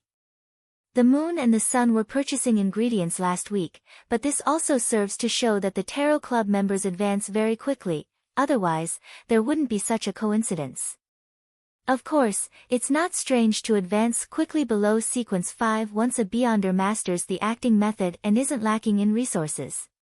From sequence 6 to sequence 5, there's a need for a ritual, and the digestion becomes increasingly difficult.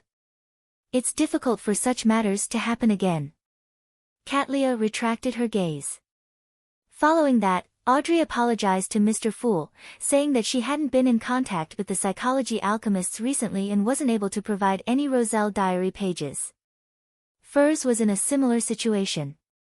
Her teacher was slow in replying to her, and the cold weather outside left her resistant against the idea of heading out. Having just advanced and having many things to settle, Derek wasn't able to produce new ancient myths. Klein could only calmly nod. Upon seeing this, Derek heaved a sigh of relief and turned his head to the other end of the long bronze table. Mr. World, I've obtained the method for separating a Beyonder characteristic from the mental corruption left by a rampager. Don't say it so directly. At the other end of the bronze table, Klein's expression nearly froze. Little son, although you have promised several times in the past, making Miss Justice and Mr. Hanged Man know of this matter, can't you see that Ma'am Hermit just joined? Klein resisted the urge to facepalm.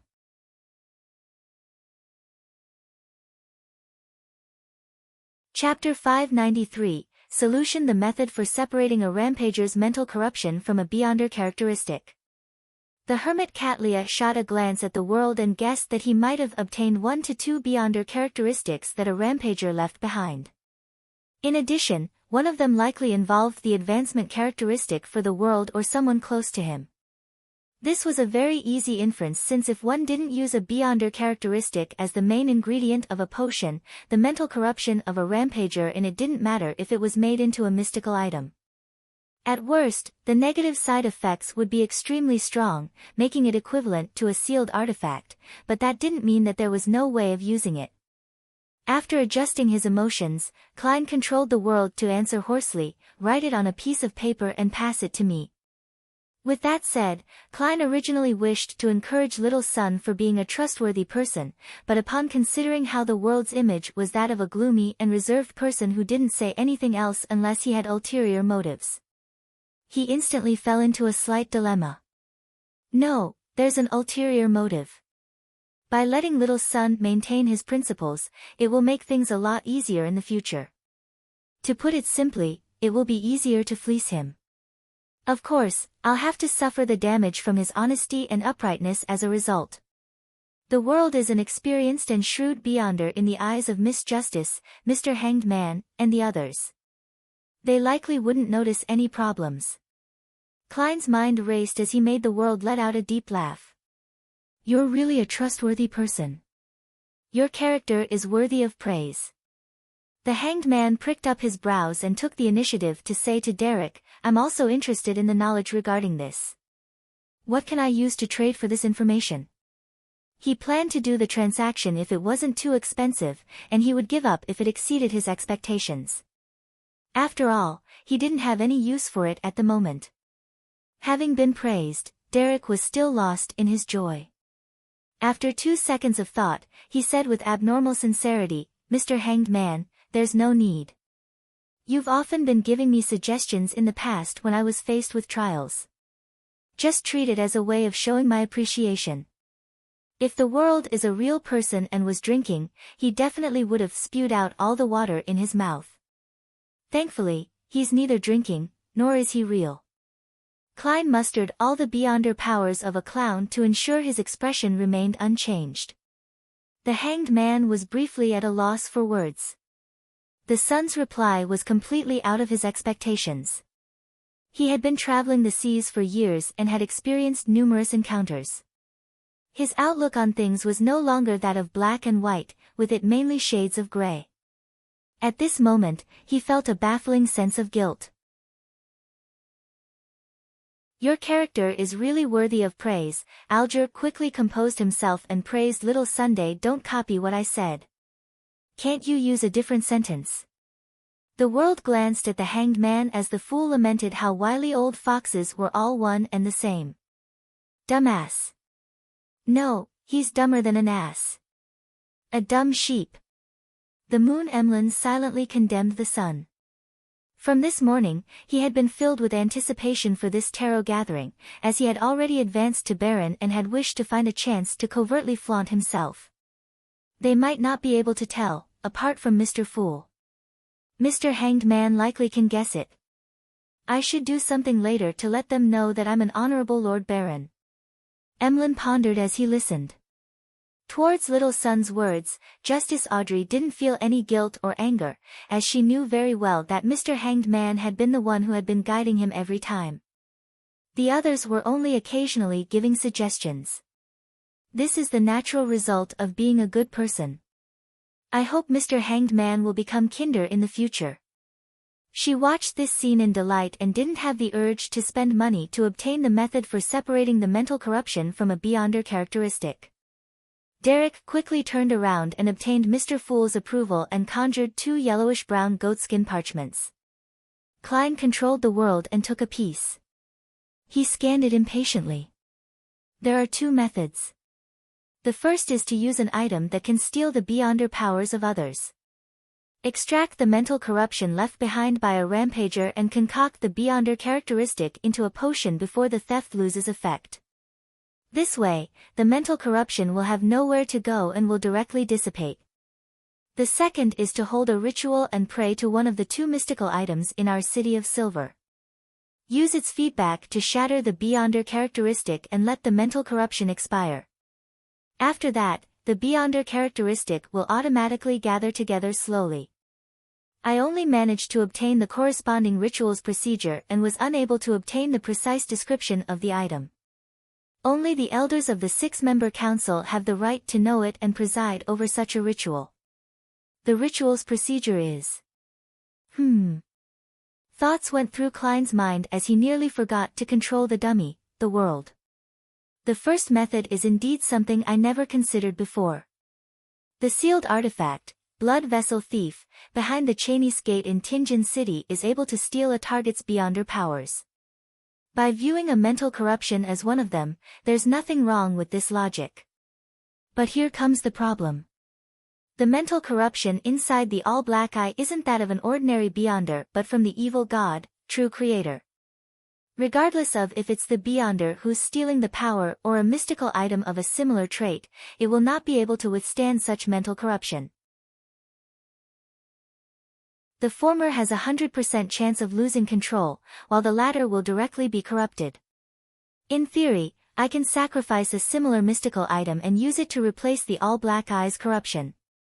However, the timing has to be done perfectly without any errors, otherwise, the two items might end up corrupted. Klein quickly analyzed the viability of the first option. As for the second option, it was similar to his and Edwina's previous guess. Only the details were somewhat different.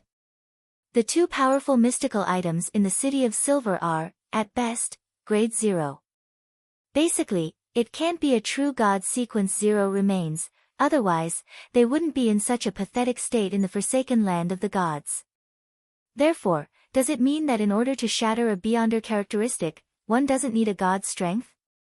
It's enough to do it at the level of an angel? According to Little Sun, an angel is equivalent to a subsidiary god and can barely be considered a god. Yes. This matter can be verified. See, God Calvetua only obtained a portion of Calamity Kohainam's characteristic. The remaining part is in the Book of Calamity. There might even be a third part.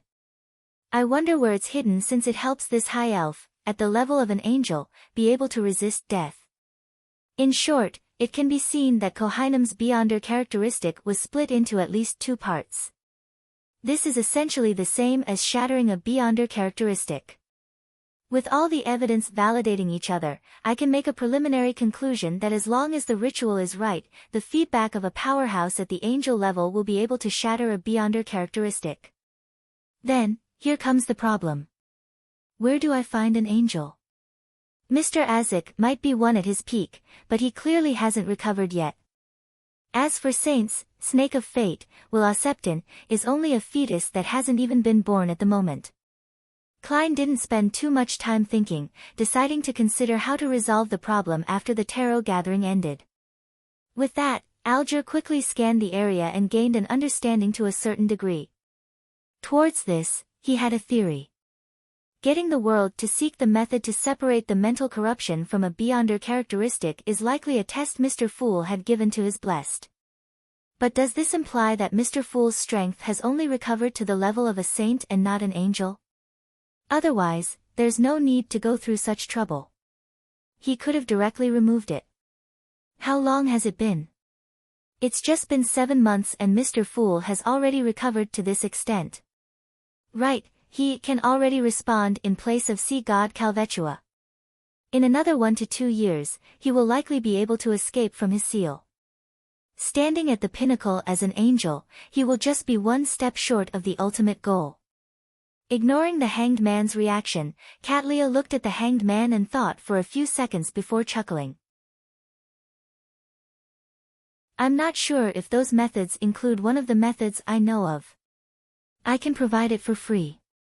An unshadowed of the sun pathway can directly cleanse away the mental corruption in a beyonder characteristic. Ma'am Hermit is a lot more proactive than the last time. Has she adjusted her state of mind, or does she have a motive? Or could it be that she's discovered that everyone else is a weakling, so there's no need to be too careful? Klein was first surprised with Catlia's attitude before being delighted that he had obtained a third method. It was from the sun pathway which the City of Silver lacked. But I can't find the help of an unshadowed, although I do have an incomplete unshadowed potion formula. He controlled the world to deliberate for a moment before having him turn to Catlia to laugh deeply. Thank you for your generosity, Ma'am Hermit. Following that, he switched to the demeanor of a salesman and asked Derek, do you know of a book named Groselle's Travels? Derek thought seriously before honestly shaking his head. No. No. Klein nearly failed to continue what he had to say, but thankfully, he steadied himself and let the world explain himself. It's a magical book that originates from dragons. Many of its owners have vanished. Originates from dragons? Audrey keenly noticed this important point as she asked with interest. Yes, a beyonder plans on selling it for £8,000, the world said hoarsely. He didn't raise the price above Edwina's offer because he had yet to bargain with her. This was where he could profit on the trade. Besides, even if Edwina insisted on £8,000, he could still obtain Groselle's Travels and study it. It was worth the time he spent closing the deal. Audrey pursed her lips slightly as she darted her eyes around a little and cautiously asked, what's so magical about it? It requires further study. The world chose to be honest. I'll consider it. Audrey wasn't in a hurry to agree to it because £8,000 was also a considerable sum of money to her as well. Especially with her having just been reimbursed for lie, it was very difficult for her father, Earl Hall, to accept a book of unknown purpose. And if she were to rely on herself, it would take her at least 3 to 4 months. This was built on the premise that she had already purchased the psychiatrist's beyonder characteristic for Susie. Hence, she turned to ask the world about the psychiatrist beyonder characteristic. I mainly spent this week hunting Vice Admiral Ailment and failed.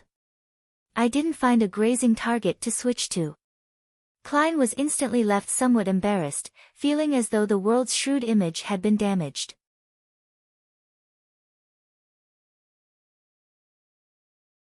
Chapter 594, The World's Commission. Thankfully, the world didn't have the ability to blush red. As long as he wasn't controlled, there was no change to his state. He chuckled darkly. Another few more days. Audrey nodded with a reserved attitude and didn't rush him. This was because Susie didn't express any desire in advancing anytime soon. After all, she was only a dog. The Hanged Man, the Moon, and the Sun had just advanced a few days ago, so they were in the stage of converging their spirituality and practicing their new beyonder powers. They had no desire to purchase the subsequent potion formulas or corresponding sanguine inheritance. They calmly waited until the transaction phase came to an end. Besides, they didn't have spare cash. Although Alger had lowered the price, Emlyn White had to pay for the Sanguine Baron inheritance to £4,300 and £300 in commission, allowing him to earn £1,400. He had spent quite a bit on the Whip of Mind. All he had left was £1,445. After purchasing the Sanguine Baron inheritance, new dolls, and doll dresses, he still had £2,300 in savings. Although it seemed like a sizable amount, the subsequent ingredients were that of a sanguine viscount. It would cost at least £8,000. As for Derek, he had exchanged all his merit points that he had previously accumulated, and he was waiting to be sent out for a patrolling or exploration mission. Furs and Audrey were similarly not seeking to purchase the potion formulas of the subsequent sequences since they could obtain them from their own resource channels. Furthermore, there was no need to hide it or waste money at the Tarot Club. Audrey simply wasn't too nitpicky when it came to money. It didn't mean she was dumb. On the other hand, Catlia was still observing and wasn't in a rush to reveal what she needed. On the other hand, she didn't believe that the other Tarot Club members apart from Mr. Fool could provide anything she needed. After all, to a pirate admiral who had advanced to sequence 5 for years, what she desired most was the level of demigod. Therefore, she only looked calmly at the sun and the others, with her slightly dark purple eyes, and without making any attempts at speaking. Klein thought for a moment and controlled the world to add, "Is anyone able to obtain a mystical item with very potent offensive strength?" The target of his question was directed at the hermit. This was because only Admiral of Stars, who had traveled the seas for so many years, could satisfy his request. Even the hanged man and that artisan he knew couldn't do it unless he could provide them with a corresponding sequence 6 or even a sequence 5 Beyonder characteristic. Katlia fell silent for 2 seconds before slowly shaking her head. "If something similar appears at the Beyonder gatherings I participate in, I'll help you take note." All these years, she had killed several Beyonders and had indeed obtained a certain number of Beyonder characteristics and mystical items, but they were either rewarded to her pirate subordinates, or she had exchanged them for 2 powerful items that greatly enhanced her strength and survivability. She didn't have anything to spare. Furthermore, she needed the 2 items and wouldn't sell them before she advanced to the level of demigod. From the looks of it, Admiral of Stars isn't a well-to-do person either. A huge faction implies large expenses. Klein silently sighed and made the world thank her with his hoarse voice.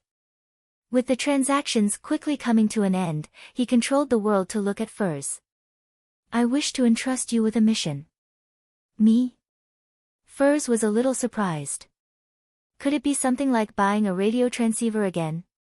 She thought as the corners of her mouth twitched slightly. The world nodded. "Go to William Street, which borders Westboro and Empress Borough, and circle the place. Do it once every 2 to 3 days. Take note of any abnormalities. If there are any, then inform me immediately." He didn't use Mr. Fool to bring focus on the matter, as everyone was already used to it and experienced. Furthermore, beneath William Street was precisely the location of the Tudor family's ruins where the evil spirit was lingering. Abnormality? What would be considered abnormal? Furs asked, feeling puzzled and cautious. There might be something abnormal about William Street in Backlund? Audrey was originally not very interested in the topic, but at that moment, she pricked up her ears and paid close attention. She trusted Mr. World's ability to gather intelligence to a great extent. The Great Smog of Backlund was evidence of his ability. Westboro, Empress Borough. Sounds like it's located at Lone's capital, Backlund. Miss Magician is presently in Backlund? Indeed. She looks ordinary, but she isn't in any way. To a secret organization, members in a city are often more powerful in other places. Of course, she might also be like me, a coincidence of fate because she requested to be roped in.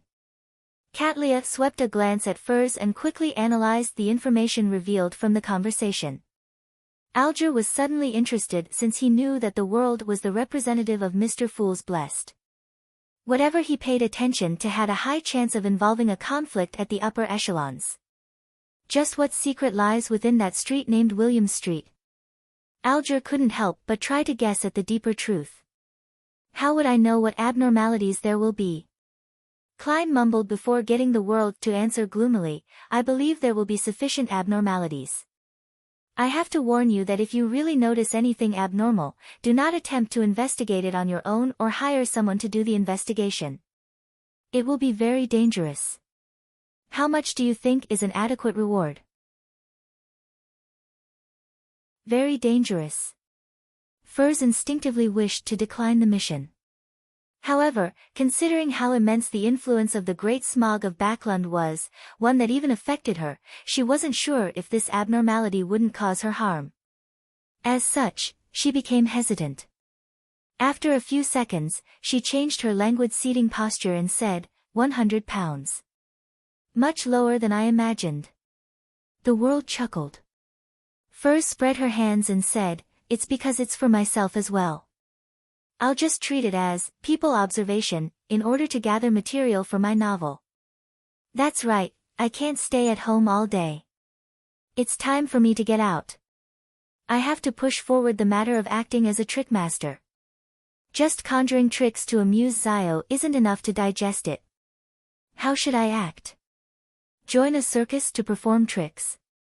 Or should I do individual performances at different squares? I don't have to be worried about how the people I know view me. As an author, life experience is a basic trait. Firz's thoughts gradually dispersed. After settling this matter, Klein made the world turn his head to the hanged man and chuckle darkly. I received intel that the Church of Storms has taken action. The matter at Bansi Harbor has been preliminarily resolved. Having been drifting out at sea for the past week, Alger, who hadn't had any contact with the church, immediately replied with a solemn voice, "What's the final outcome?" "There won't be a Bansi Harbor for some time," the world replied with a concealed smile.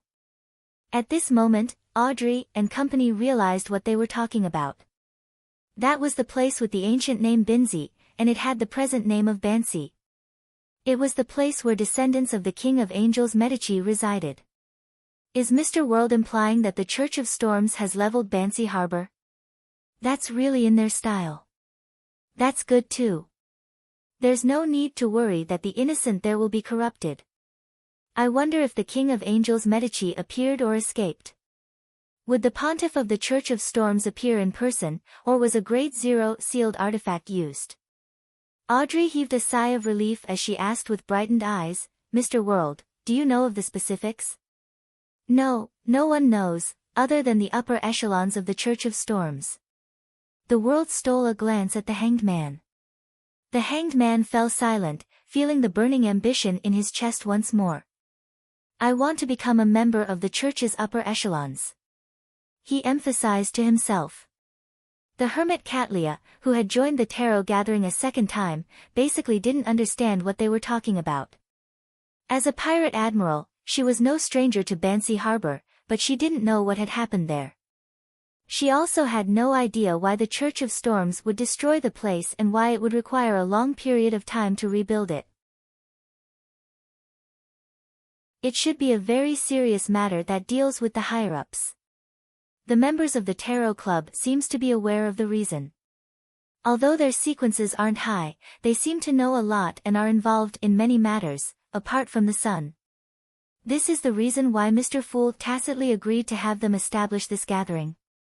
Through the Tarot Club, they will indirectly influence various matters of different organizations. Catlia once again re-evaluated her understanding of the other members and was increasingly impressed with them. She still maintained her silence and didn't inquire. This left Audrey, who was waiting to flaunt via answering in response to the hermit's puzzlement, disappointed. Even for Ma'am Hermit, it's unlikely that she'll be involved in matters regarding a King of Angels. No, she might not even know about the existence of a King of Angels. Audrey thought spontaneously. After talking about the outcome of Bansi Harbor and waiting for a moment, Emlyn White immediately cleared his throat and said, "Thanks to Mr. Hanged Man's help, I'm already a baron. I have a question. As a sanguine, do I need to use the acting method like you humans do in order to expedite the so-called digestion after advancing to a baron, so as to better grasp the Beyonder characteristic?" His back was extremely sharp as his neck was slightly elevated while his chin was slightly tipped upwards. "I'm sorry. Mr. Fool isn't able to answer this question of yours. But in theory, it's required. After all, you are using the inheritance of others." Klein leaned back in his chair and sat amidst the grey fog as he leisurely looked at the other members of the Tarot Club. Catlia scanned her surroundings and said, "A sanguine baron corresponds to the sequence 6 potions, Professor?" "Yes," Emlyn replied, unable to hide his smile. He wasn't stupid. From the previous transactions and interactions, he had determined the sequences of the other members apart from the world. He believed that he was one of the strongest members of the Tarot Club. Of course, this was excluding Mr. Fool and the recently recruited Ma'am Hermit. Mr. Moon is already at sequence 6. Why does he seem more immature than the sun? Audrey pursed her lips. At that moment, Catlia said, "It requires acting because this pathway only has the name vampire at sequence 7. As for you, you were born in that state. There's no need to act, but it's required for the other sequences." Ma'am Hermit, which pathway does that sequence 7 belong to? Audrey blinked her eyes as she curiously asked before Emlyn White could say a word. You're tuning in to the Blissful Bookshelf YouTube channel. We're so grateful for your support, and don't forget to subscribe to join us on this incredible journey through captivating stories. Your generosity through donations truly makes a world of difference, as it's the primary source of revenue that allows me to expand and enhance this channel for you. Thank you from the bottom of my heart for being a part of this adventure.